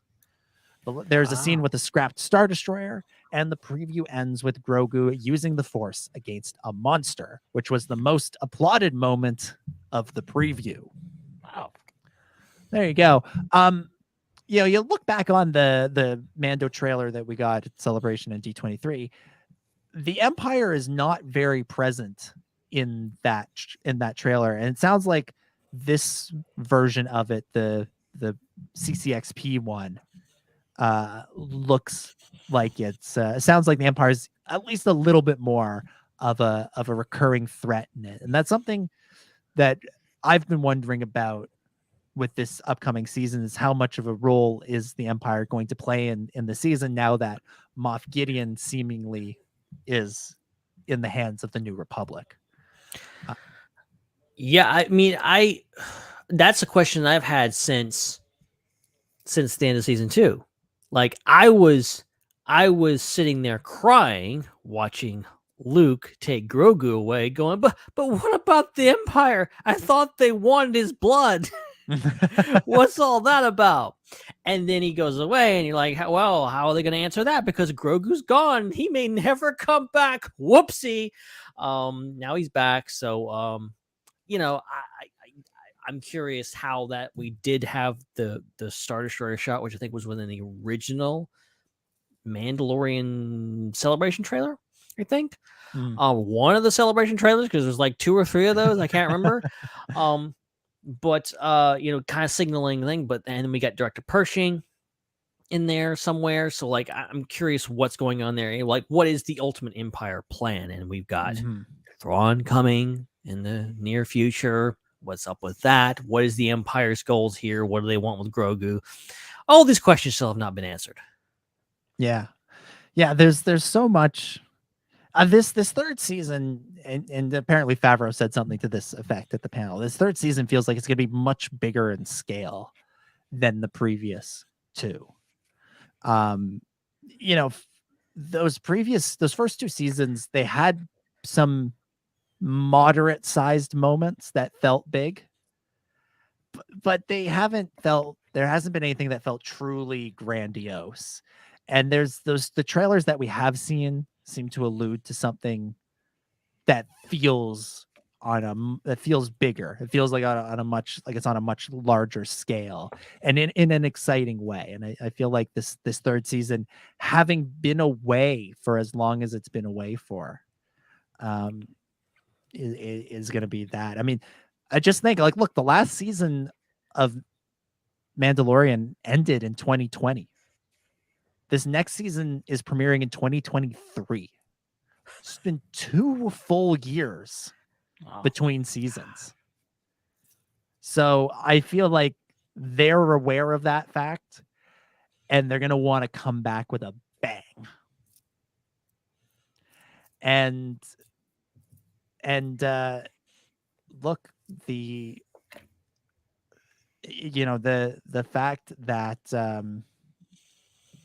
Din was in the Book of Boba episodes, I think allowed them to do some of the setup that would have had to have been done at the beginning of season 3 in the interim, so that they're able to just hit the ground running with season 3 with the main big storyline. And we can debate whether those Mando episodes were a good idea for the Book of Boba. We could debate whether they were a good idea for the Mandalorian doing them in the Book of Boba. But I think we will find that it allows this season to hit the ground running in a way that even season 2 wasn't quite able to.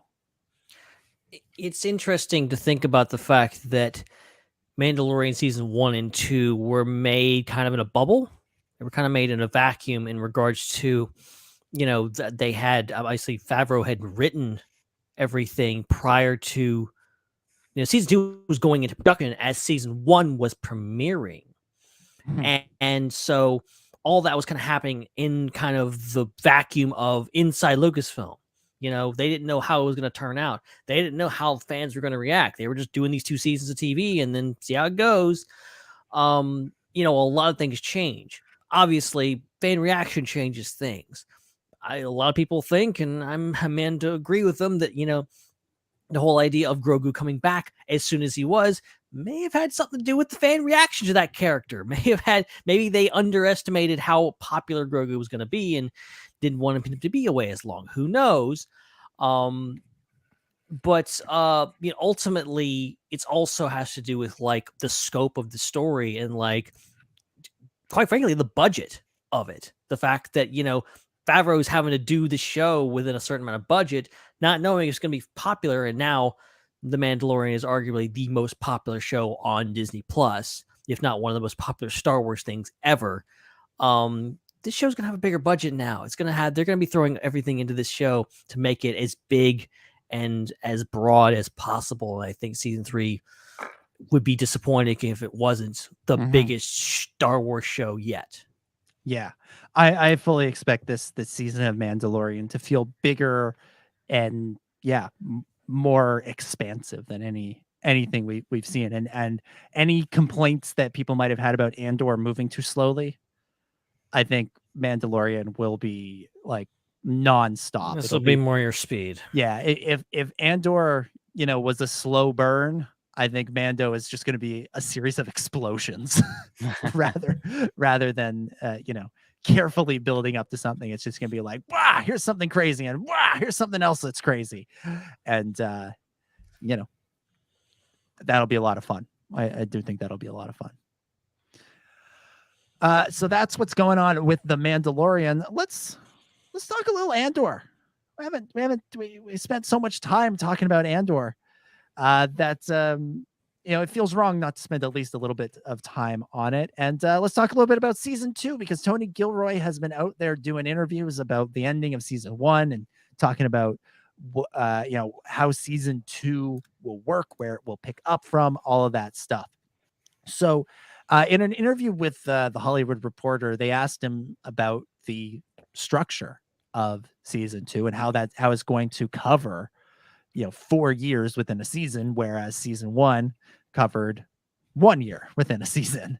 Here's the question they ask is, in season 2, your 3 episode arcs will apparently cover a year each, but how exactly will that work? Will there be time jumps between episodes or within each episode? Tony Gilroy replies, they're actually super condensed. They're like 3 days, 4 days, 2 weeks, 4 days. They're really tight. It's cool that way. That's what's exciting. You can go away for a year and come back for Friday, Saturday, and Sunday, and then jump a year. So they won't be spread out. It won't be like Block 2 takes place over another year. They're very concentrated, which is fun. And then you have to account in for all the negative space and what happened in the interim.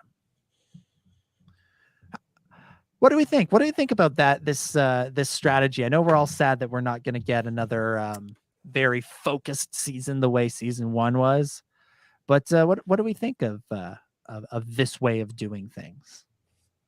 I still don't like it. I still think after the it's like, if something goes well, why would you want to change something? If it ain't broke, don't fix it. Yeah, and so I'm concerned because, like, one of the things that was so absolutely fantastic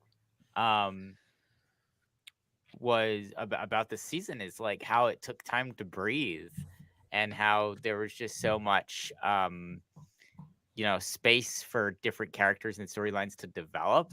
And I just worry about how the show's gonna look if it feels more rushed than that.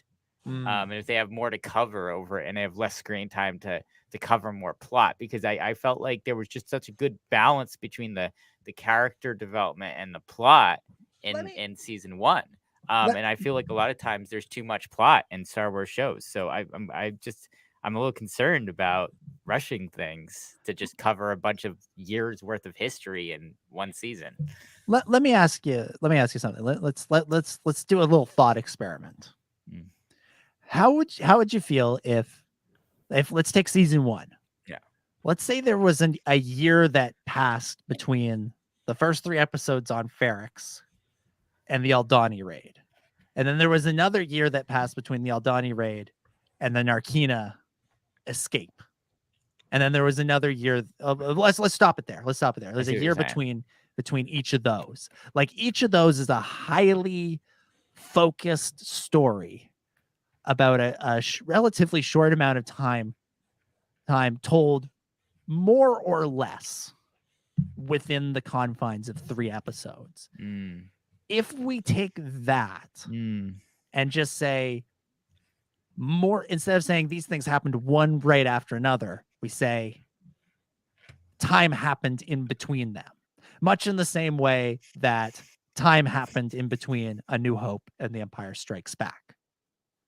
How would you does that change the equation at all? Or I mean, I think it could work. It's just so difficult because there's so many moving pieces in that story, because you had the Mon Mothma stuff, you had the Luthen stuff, you had the Cyril and the Deidre stuff. And I think if the show is just about Cassian, I think it would be a little easier to do something like that, because you're right, you do have these moments where you don't see Cassian for a while, but nothing really happens with his character. It's really what you're seeing is the moments where his character, something changes, some big event happens and changes. Where all the time that you don't see Cassian on screen, he's just hanging out and nothing's happening. And I think that you could potentially do that with many years of his life, as opposed to many weeks or months, or however long this series takes place in season 1. But I think it gets kind of interesting when you start trying to develop other stories along with that, because while I think that you could have definitely told like that, you could have spaced out the Cassian part of season 1 over many years, and I think it still would have made sense, because you could have just been like, okay, he was just hanging out, living off of his credits for like a year instead of a month or however long it actually was. Like, you could have said that and made the case for it.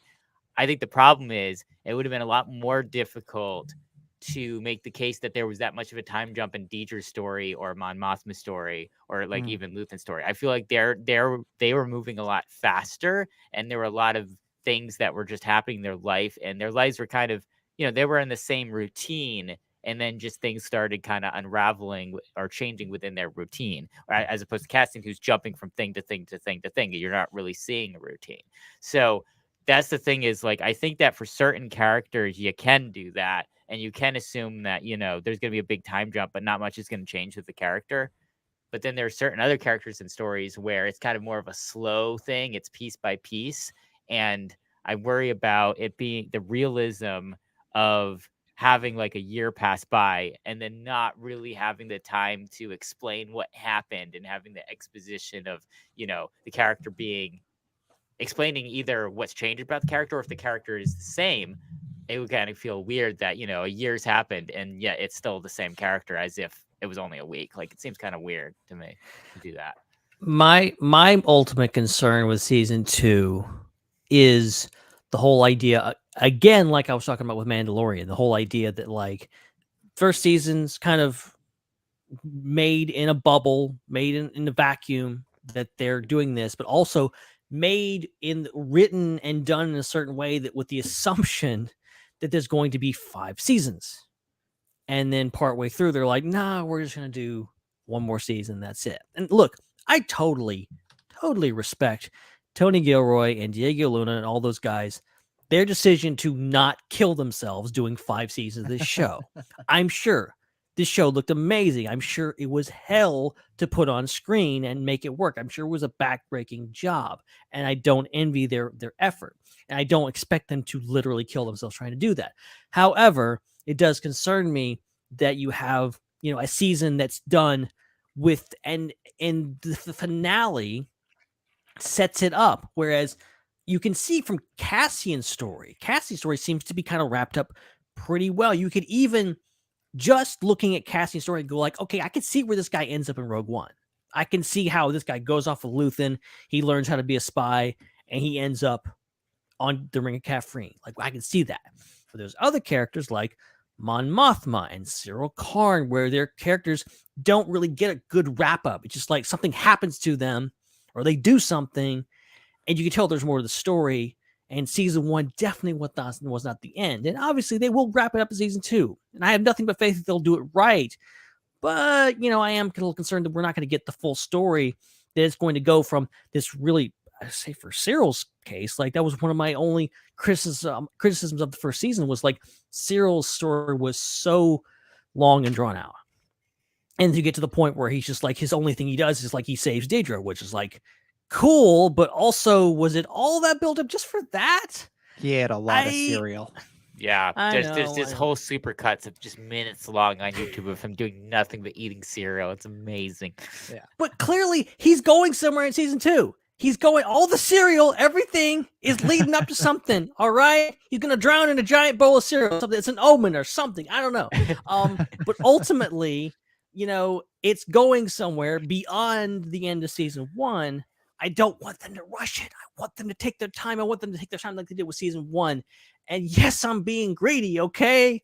But I'm also concerned about the story. And I don't want to get through halfway through season 2. I'm like, man, this is moving at breakneck speed. But again, like you're saying, there was time jumps in the first season. We just didn't really feel them that much because there was months between, and he was in prison for 2 or 3 months, I think. So like a good amount of time. So like there was time jumps. Yeah, I'm not even saying, like, my point isn't that there were time jumps in season 1, so time jumps in season 2 is no big deal. Obviously, they're different. I'm more just saying we saw them do very nice arcs that were self-contained, but also that built off each other, right? In the season. And if we just imagine that there was a year in between each of them, I don't think that takes away from the power of the breakout during the Eye, or the robbery during the Eye, or the breakout on the prison. Like I still think those are extremely impactful. And if we say a year took place in between each of them, that doesn't change how good they were. I do agree though that it probably does mean, like, Cassian's, we may not notice the structure change in Cassian's story. We may feel it more in Deidre's story, or in Cyril's story, or Mon Mothma's story. But yeah, I honestly, like, I'm kind of playing Gilroy's advocate here rather than, saying my own belief, which is I'd rather they were doing 3 seasons at least. I'd rather they were, continuing how they did things in season 1, because I thought how they were doing things in season 1 was really spectacular. But I'm willing to, I mean, it doesn't matter whether I'm willing to wait and see how it comes out, because that's what they're doing. But I do see what they're trying to do more clearly now, having seen the way they did season 1, that it makes me feel a little bit more comfortable with this. I'll say a little bit more comfortable. I think that's the word I'm looking for.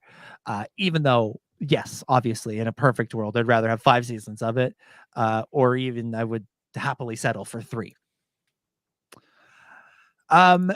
Sticking with this Hollywood Reporter interview that Tony Gilroy did, he talked a little bit about the post-credit scene and what that means for the show going forward. Hollywood Reporter asks him, the post-credit scene confirms that Narkina 5 was actually building components for the Death Star. Will the Death Star's construction have a more active presence in season 2, or will it remain the looming threat in the background? Gilroy replies, it'll still be the looming threat. Rogue One is all about discovering what it is. Season 2 is about who picks up the final breadcrumbs that lead to the beginning of Rogue One. In Rogue One, Cassian goes to the Ring of Kefrine to meet Tivik, who's from Saw's group. He says, oh my God, it's a planet killer. Cassian knows some shit, but he's looking for answers. So we'll cover the breadcrumbs that lead up to that, sure, but we have a situation where Cassian will never know what he was building the machine we'll have a situation where Cassian will never know that what he was actually building is actually the machine that's going to kill him. Wow. I'm obviously love the sort of the irony in that, the tragic irony in that. I am really curious to see how the Death Star is going to play into this next season. I think, the way they handled it in season 1 was really clever. And I feel like of all the things that they did in season 1, that post-credit scene is the one that feels the most like most like they knew that they were only doing 2 seasons, because as I've said before, the fact that they're only doing 2 seasons means that, if we look at if Cassian's life is a 3-act structure, Act 3 is Rogue One. So Act 1 is season 1, and Act 2 is season 2, and the Death Star obviously plays a big role in Act 3, and so to tease it at the end of Act 1 and continue to build to it a little bit in subtle, interesting ways in Act 2, I think will make the emphasis of it, the explosive nature of it, all the more interesting and all the more meaningful in Act 3. And it's already pretty meaningful without even having done that. What do you guys think? How do you think they should handle the Death Star in season 2? I don't think I really think that most of that story is in Rogue One. So I don't think that they really need to put a lot of that into season 2 of Andor. I think really what we need to see is how the Rebel Alliance grows to the point that it does in Rogue One. Because right now, given this kind of 4 or 5 year span between the beginning of Andor and Rogue One, there's a massive difference in the size and scope and organizational structure of the Rebel Alliance. Because you go from having all these little clandestine little groups of people doing all these little small things to all of a sudden there's this massive fleet in this of fighters and capital ships, and they have this big base that they're operating out of, and there's all these different leaders. I mean, in some of those scenes, like those meeting scenes in Rogue One, there's so many different like generals and leaders of the rebellion that are present there, and obviously you see that in A New Hope as well. So I think we got to see where all those people came from. Like, I would love to see kind of the development of this and how you get from these small insurgent groups and these moles inside other organizations and people living double lives to all of a sudden everybody's got this massive army and base and stuff. I want to see how that happened. For sure. I think what we saw at the end of season 1 is probably going to be the only time we actually see the Death Star. And weirdly, that scene, I'm not saying I didn't like it because it's the opposite of that. I love that scene, but that Death Star scene seemed like the most un-Andor of all of them, because it was fan service. It was fan service. That bad word, fan service. It was Tony Gilroy like just turning to the camera, winking and nodding, going like, haha, you see this thing? There's Death Star. Like, Death Star, this is where this is going. Like, it's great. It's great. Not complaining. Tony Gilroy, knock yourself out. I know you're kind of trolling us anyway from the beginning. But I think that was probably it things. I think going into season 2, I would like to see more, obviously the buildup of the rebellion, but also the people kind of going after things and talking about the Death Star, but they don't know they're talking about the Death Star, and like dealing with, like, say, for example, in Rebels and even in some unfinished episodes of Clone Wars, giant kyber crystals, and they don't know what they're doing with them. What's this all about? They're all this thing. And the whole point of Rogue One is that that's a bomb dropped on everybody right then. The whole idea of when Tivik says a planet killer and Cassian goes, a planet killer? What are you talking about? That's news. That's not something that's been around. Nobody knew about that. But I would love to see it filter around between the Rebels. Obviously, Saw in Rebels knew something, very paranoid, but also smart in its own way that he knew something was going on. He knows they're doing something with kyber crystals. He's on to the Empire. I would also love to see it from the Imperial perspective. What is the Empire thing? What if Deidre gets a whiff of the Death Star? I don't think the ISB knows what's going on, but obviously certain people know about it and certain people don't. What's the thing, and how do they find out about it? And how does people react to that? Yeah, the idea of seeing an Imperial find out about the Death Star is a really exciting one. Yeah. And I think Deidre would be a really good character to do that with, especially since we've spent so much time with her over the course of the first season, to see her reaction to the idea of a planet killer.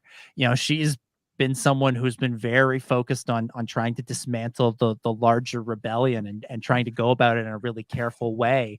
How does she feel about something that in theory is designed to just smash the rebellion. You know,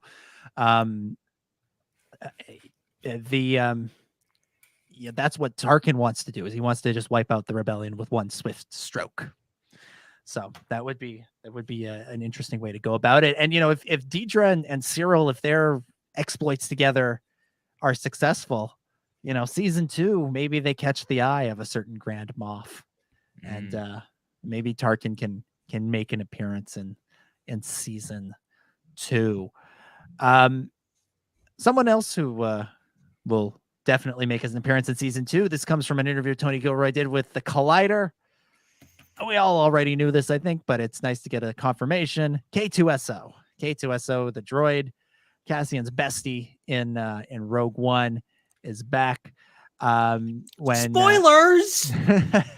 When asked about it for season 2, Tony Gilroy said, well, I think that's one of the responsibilities of part 2. Obviously, if we're going to walk into Rogue One, we have to deal with that. So that, I think really the question is, when does Cassian meet K2? I'm going to say second arc. That's where I'm putting my money. That's my bet. That's fair. You know, I think the first arc will maybe feel like it's picking up on the loose strings from season 1, and then sort of wrapping them up and pushing us into the future. That said, he also Tony Gilroy also told Collider that season 2 will pick up 1 year after the season 1 finale. He says it'll be a year later after what you just saw.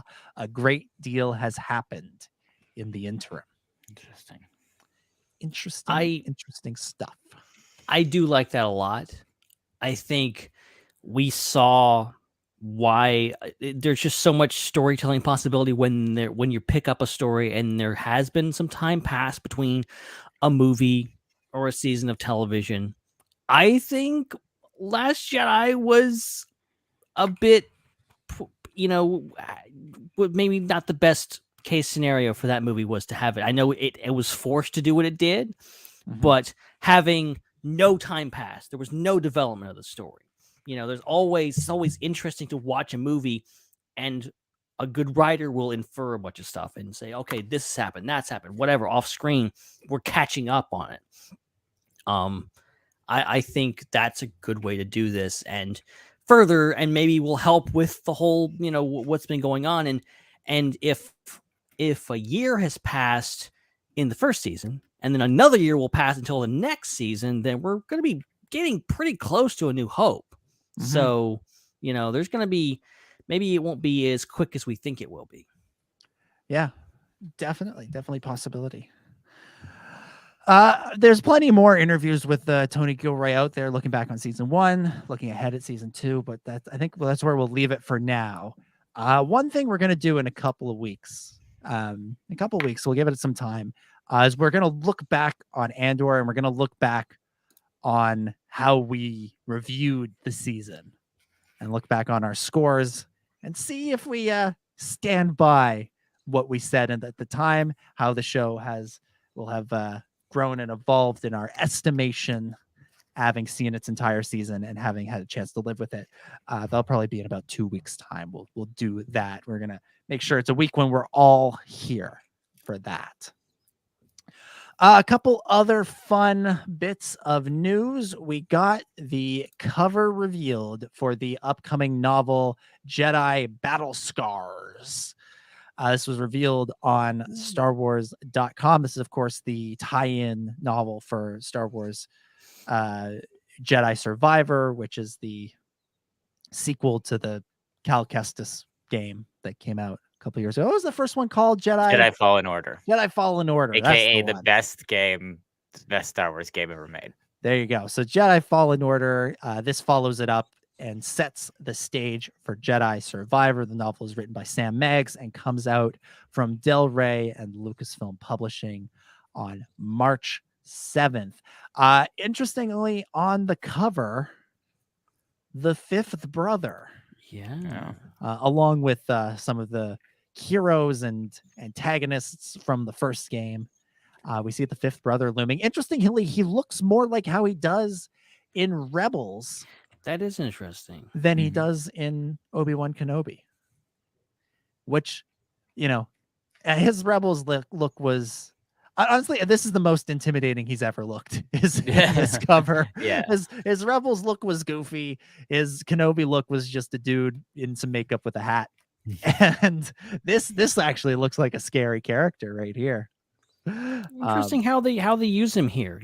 How he will show up. Obviously, he was in Obi-Wan. He was in this. He can't die in this. We know where he ends up, but what's going on in the interim, and well, he seems to be kind of the main antagonist of this. Mm-hmm. When is do we know when Jedi Survivor is coming out? Pretty soon, right? March. Yeah. We haven't. We've seen like one teaser for it, right? We saw it at a cinematic teaser when it was announced, if I'm not mistaken, or during Celebration. But I feel like we're due to see more of this. Like, I'm sure they got to tease the actual gameplay at some point. Pretty I don't know what kind of big events for like video games are happening before March. At when the game comes out. Yeah, when the book comes out. It is expected to come out. March. It is expected to come out March. So the book is going to come out around the same time that the game comes out. Makes sense.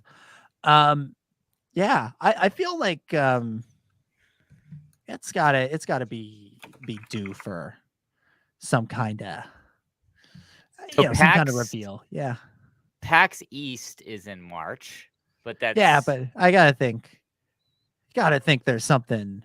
Right, that's pretty close. Honestly, around the same time. Why not just do it online, do a virtual event, or just drop a video on the on the official YouTube channels.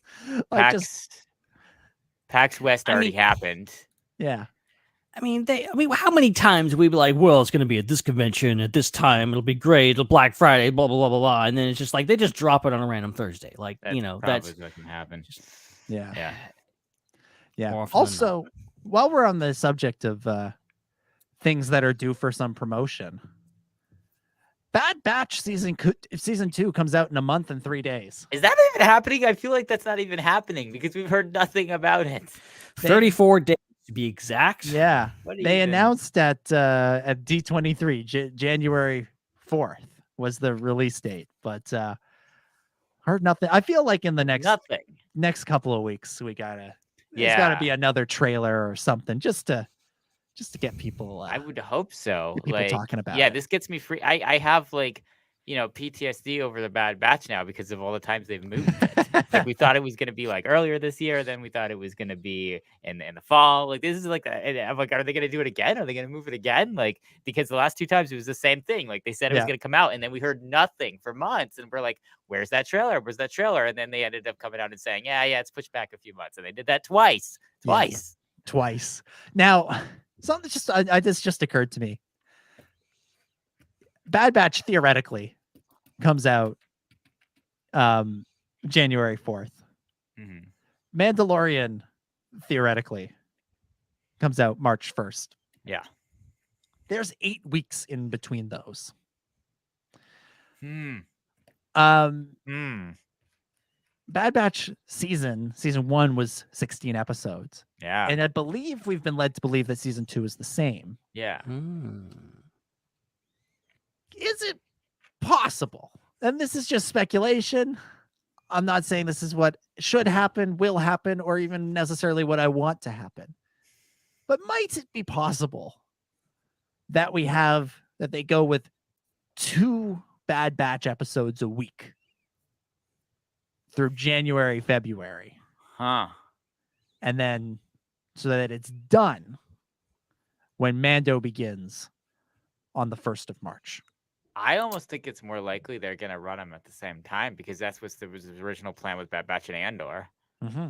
And I think they moved Bad Batch away from Andor. Right, and then they did. But now it's in the space of Mandalorian. But then they aired Andor, and then they had 8 episodes of Tales of the Jedi. They just dropped in the middle of Andor on the same day. So logic and the release schedule for Star Wars shows does not always go hand in hand. I think it's possible they'll overlap. I think if they really didn't want to overlap, they would have started it already. Yeah, Like, I mean,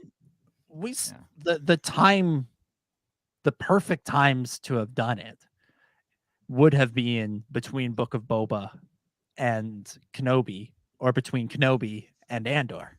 Yeah, or and they right chose neither of them, and instead they waited and they pushed it to January. But yeah, who knows? I just throwing it out there. Just throwing it out there. It could happen. Or they could also do a thing where, there's like certain weeks where we get more than one episode if they kind of have something to do with each other, but it's not like a consistent like 2 every week. Like it's maybe it starts with like 3 episodes, but then goes to 1, but then there's like 2 episodes the next week. Like you know what I would love? You know what I would love is if they did 8 episodes, stopped, did Mando, and then did the other 8 episodes. That makes sense, and then have that lead into Ahsoka. Yeah. Why not? Yeah, that would be awesome. Especially if it ends, that 8th episode of Bad Batch ends with the Bad Batch rescuing Grogu from Mount Tantus. Oh, backstory time. That would be something else. I'd settle for a cliffhanger. But Bad Batch is happening. I have no doubt about that. There was a Lucasfilm presentation, or that was part of a Disney presentation at like an industry event in somewhere in Asia a couple of days ago, before the Brazil Comic-Con. And I think and Bad Batch was included in that, the reports have said. So nothing else. There was nothing new. It sounded like they just showed the Celebration trailer, but Bad Batch was included. So there we go. It is happening. It is happening. Who knows? Maybe next week we'll be talking about a Bad Batch trailer. That'd be fun. I hope so. That'd be fun. Be nice. Be down for that. Please remind people that show exists. Yeah. And finally, it's an old story, but let's bring it up. Why not? Star Wars Celebration London 2023 has got some sweet key art. Nice. It's cool. If you're watching, you can see the image. If you're listening, you have the London skyline complete with Big Ben and Tower Bridge and the Eye and all sorts of fun stuff there. I think there's Westminster Abbey. I think you can see that in there. And then looming above it is the second Death Star, but the bottom half of the second Death Star is made up of the Rebel fleet, led by the Millennium Falcon, and the sky is just kind of red and orange and green and kind of psychedelic. It's I like this a lot. I think this is the best Celebration key art we've gotten, because it actually like leans into the city that it's taking place in. Because usually these things, they're just like, look, there's Luke Skywalker and Rey and Din Djarin and Darth Vader, Kylo Ren. There it is. Enjoy. This is like, no, this is, I mean, they're calling it Celebration Europe, but it's, this is London. This is London putting its stamp on Star Wars, which is exciting. I like this a lot. And of course, Celebration London, April 7th to 10th, or in honor of the Brits, the 7th of April until the 10th of April, 2023 at the Excel Center in London. If you go to StarWarsCelebration.com, there's some applications open if you want to do a fan panel or that sort of thing. I believe those are open until December 20th. So submit your ideas and hopefully we will see you in London. And I think the photo, I think, is probably celebrating the 40th anniversary of Return of the Jedi. I think that's what they're invoking, because next year is the 40th anniversary of Return of the Jedi. Yeah. Okay. That does make sense. And they previously did the 30th anniversary of Return of the Jedi. They celebrated that at Celebration Germany. So it's always an overseas event. Well, isn't North Americans also to the 50th anniversary of Lucasfilm around this time? No, that already happened. That already happened. That was this year. That was this year. Last year. That was last year. Wow. Yeah. Dang. I swear I saw that. We can on, gladly like, something. celebrate the 52nd anniversary of Lucasfilm. I think there's still some products out there. There's still on some the stuff out there shelves. because I swore, like, when I was watching the indie trailer, there was something about that towards the end in like the credits of the trailer. Interesting. Yeah, maybe I was When- just seeing things. But I when swear did- I saw 50 years of something. Maybe it's 50 years of the part that was producing indie, or I don't know. How long has Amblin Entertainment been around? Maybe it's that. Yeah. I don't know. I'm just thinking about things that might. could I'm be, yeah, reviewing the so- footage now. I'll see Founded in what happened. 1980, so that's Not quite. A few years off from It was that. so weird because it's like I went back to go find it, and then I couldn't find it. It was like I saw it, and then it was gone. It was really weird. It was like accidentally there, and they fixed it or something. Something's messing with your mind. Yeah, I don't know what's going on with that. That's weird. But I just remember seeing 50th anniversary of something. I'm like, what is this? It's not even the 50th anniversary of like Indiana Jones. Like that's still a ways away. That'd be after the 50th anniversary of Star Wars. So still gotta. Gosh, so many Got a people while. posted the trailer. Now it's like, which one is the one that I watched? If only there was a history function that you could. Oh, there we go. It's the Lucasfilm one. Yeah, I'll just put that on in the background, and we'll Yeah. get to that part, and then I'll. No, I'm gonna fast forward. Fast forward. So that more or less brings us to the end of our news list, our selected news list of the biggest stories that we missed while we were away, or not even while we were away, while we were just focused on other things. We do have some super chats from Joel though that we'll go through here. First up, Joel says Acolyte has the potential to do for Jedi Space Wizards what Andor did for the Rebellion. Also having LGBTQ plus showrunner, having a LGBTQ plus showrunner is good rep behind the camera. Yes, on both counts. We've talked about it. I think, Andor felt like it was a different sort of Star Wars experiment, and Acolyte has that same aura around it, that same vibe. So absolutely. And yeah, great representation behind the camera and in front of the camera with this show. Absolutely. Next, one thing I heard is that about the movies that Chapek was all in on the Disney Plus stuff, and that the theatrical releases were not the priority. I think that was definitely going on, and I think he tried to use the pandemic to further that agenda, and it didn't seem to work. The board didn't seem to like it, the investors didn't seem to like it, and he's gone. It's interesting for the Lindelof rumor that they seem to want someone to showrun not just one film, but a series of films as well. Well, that's the thing about this story, is that they're sort of like, they say that they're kind of open to the idea of more movies that spin off of this one that he's making.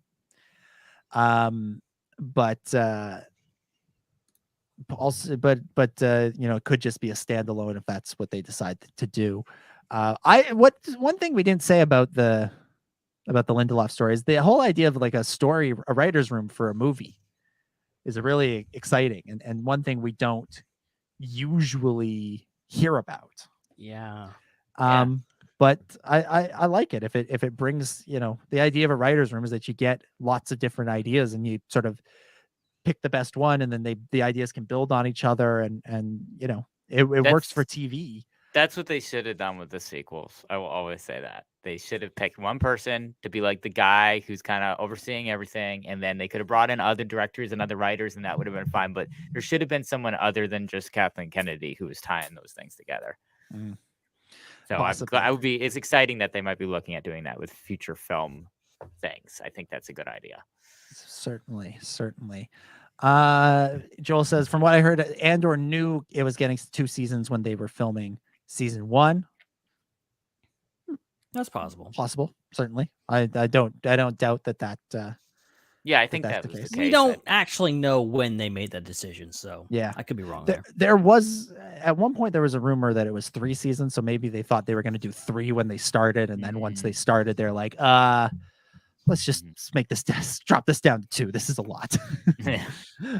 And finally, from Joel, I think Bad Batch season 2 will be the last season. They pull a Star Wars Resistance. Oh, Yeah. dare you? And do 2 I seasons. mean, they got a lot of they got a lot of space to work with that show. They're just not too far after Revenge of the Sith there, and they got a lot of space in the dark times to fill out. And I don't think it would probably go past Rebels, because then I think you end up with the issue of, again, and they don't seem to have a problem with the thing of there's too many Star Wars characters. Like, they don't seem to have a problem with, well, Ahsoka was technically around during the original trilogy. What the heck was she doing? And like stuff like that. Like, so and Grogu too, and maybe even Cal Kestis. So like I guess they could just say, yeah, Bad Batch and all that stuff is completely separated from the whole Rebels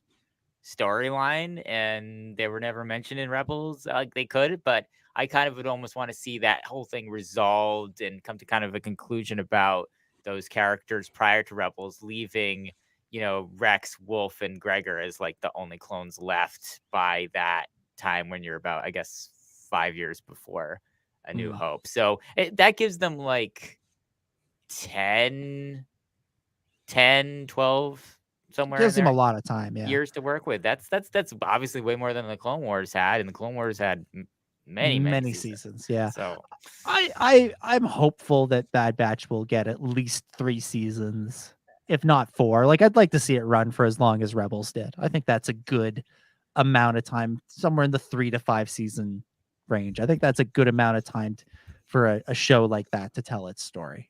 Yeah, I think just watching season 1, I feel like the show, as someone who went into it going like, what are they going to do with these stereotypical, bland characters? And then they took it and ran with it and made something really interesting and showed that the characters had a lot of potential. I'm like, I really want this to play out. I really want this to continue going. And also, if Bad Batch does end, then, I'm also like, what happens to Star Wars animation? What's next? Bad Batch is the newest thing. Tales of the Jedi has happened. Maybe it'll happen again, but beyond that, we don't know what's going to be going on. And I'm still, as much as I love all live action content, I'm still very invested in the fate of animation side of things and where things go and how that continues to be developed. Yeah, I agree. I agree. I like, the animated side, I think, was kept alive by Dave Filoni for a long time. Yeah. With Rebels, and then he kind of kickstarted Resistance, and then came back and finished Clone Wars, and then kickstarted Bad Batch. And I wonder, how much leeway are the creatives on Bad Batch being given, in the sense that, like, are they being told you have 2 seasons, you have 3 seasons? Or are they just sort of allowed to make it for as long as they want? And either way, what's the end point? When does it wrap up? And then, what comes next is an interesting question, because, Bad Batch spins off of Clone Wars. And Rebels was supposed to have a sequel, and that's being made in live action with the Ahsoka show. And so a new animated show would hopefully, or almost have to be, kind of its own thing.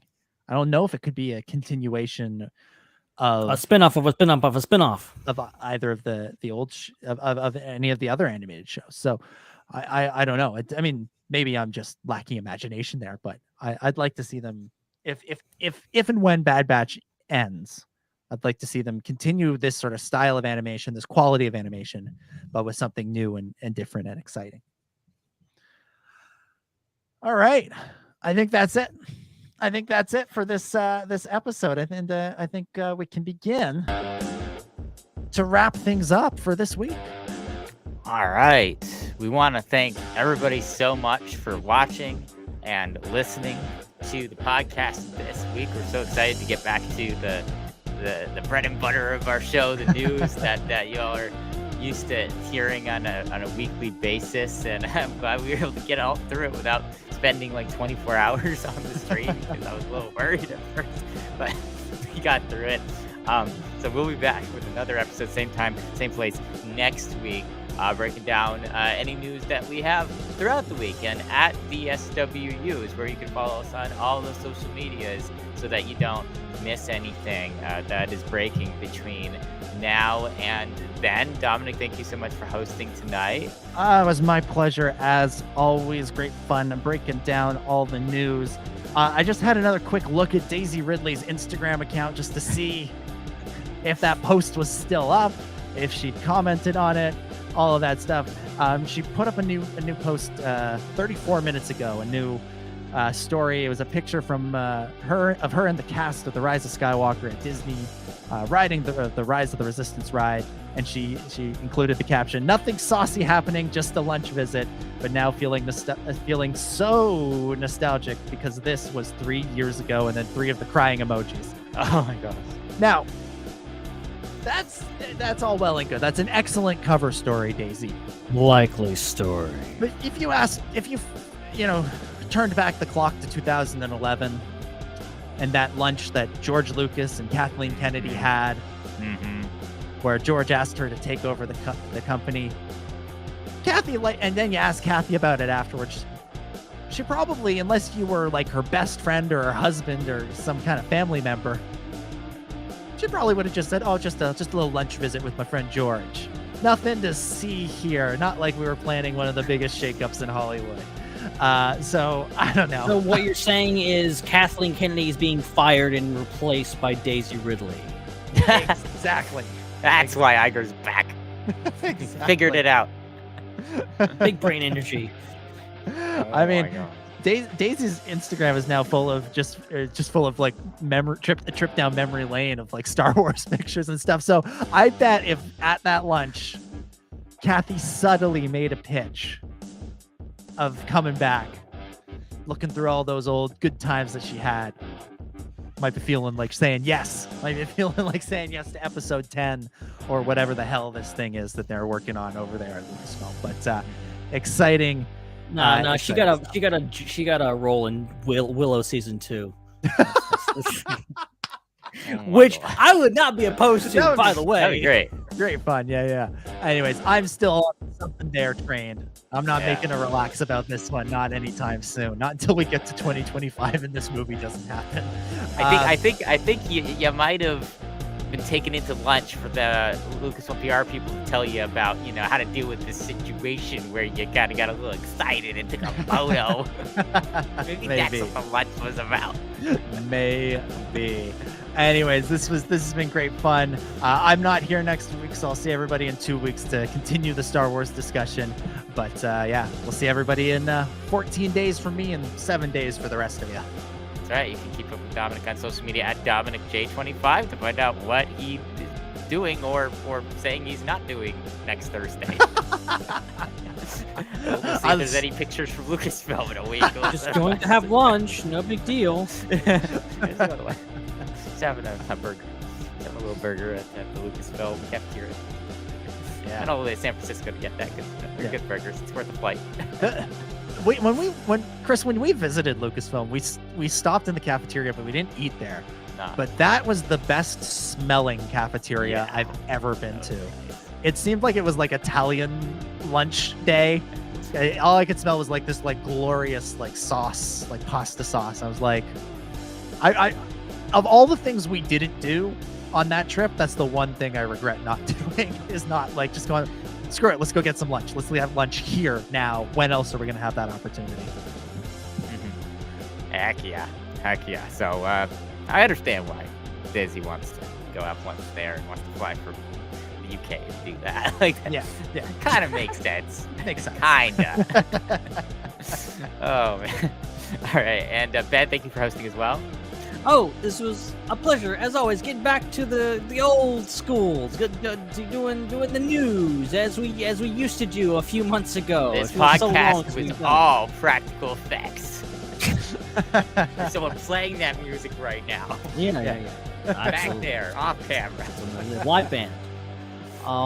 But yeah, it's nice to catch up, and who knows what's gonna happen. There's a lot happened today, for crying out loud, and who knows what's gonna happen in the next 7 days. Looking forward to all of it. A reminder, game night tomorrow. Not tomorrow, next Friday. So next thing, it'll be tomorrow. The next Thursday, you hear my voice. But yeah, playing some Fall Guys. Go. It's all on all the platforms. Okay, so you got no excuse. Okay, you can literally pull it up on your computer, and you got Fall Guys in there. Start training. It's a fun game. I'm addicted to it right now. Will you do Ben's Connection Corner during game night? I mean, I will if someone gives me something to connect. I'm not really sure. What's the connection between Fall Guys and Star Wars? Currently, nothing. Okay, Gotta myself some and reference. Jeff are like campaigning for Fall Guys to come out with like full-on like costumes for the characters in the vein of Star Wars, because they have everything else. You can dress as Worf from Star Trek and Spock and all kinds of. They have all the other Star characters. Trek and not Star Wars. What? They have Star. Dare They have they? everything. Oh. It's just weird. They don't want to So- pay for that license. They don't want to pay the mouse. It's actually really dangerous because I would actually spend money on Fall Guys if they came out with Fall Guys merch, Star Wars. So yeah. Also, I got something to promote. IPC is back. We got 2 episodes right now. Right. Out. October episode. We talked about Werewolf by Night, 12 of the Jedi, and top 5 post-credit scenes. And then the November episode just came out recently. We talked about Wakanda Forever and our top 5 non-franchise films. It was very, very, very interesting discussion. So yeah, Nice. definitely go check those out. All the films that were amazing, but not amazing enough to have a sequel. That's an interesting. That was the hardest top 5 list I've Tough. ever done. Yeah, that does sound like it. You can follow Ben on social media at Ben Hart with no E. You can follow me at Seek3PO, SEEK3PO. We want to remind everybody you can check out Culture Slate merch over at thecultureslate.com/store. Make sure you check out Dominic's Hot Off the Press project as I'm gonna write well. about Willow this week. Yeah, that's awesome. Go check that out. A huge thanks to Joel for super chatting tonight. And big thanks to all of our members here at YouTube who help make the magic happen over here on YouTube. And as always, please check out our Discord. The link to the SWU Network Discord is all over the place. Go look for it. You will find it anywhere in descriptions of the show on any apps or things that you're watching or listening on. Should have an updated link to go join the server. All right, that's it. We're out of here until next week for Ben and Dominic and all the other fantastic folks we have here at the Star Wars Underworld. Hannah will also be here next week, as she's saying in the chat. My name is Chris, and may the Force be with you.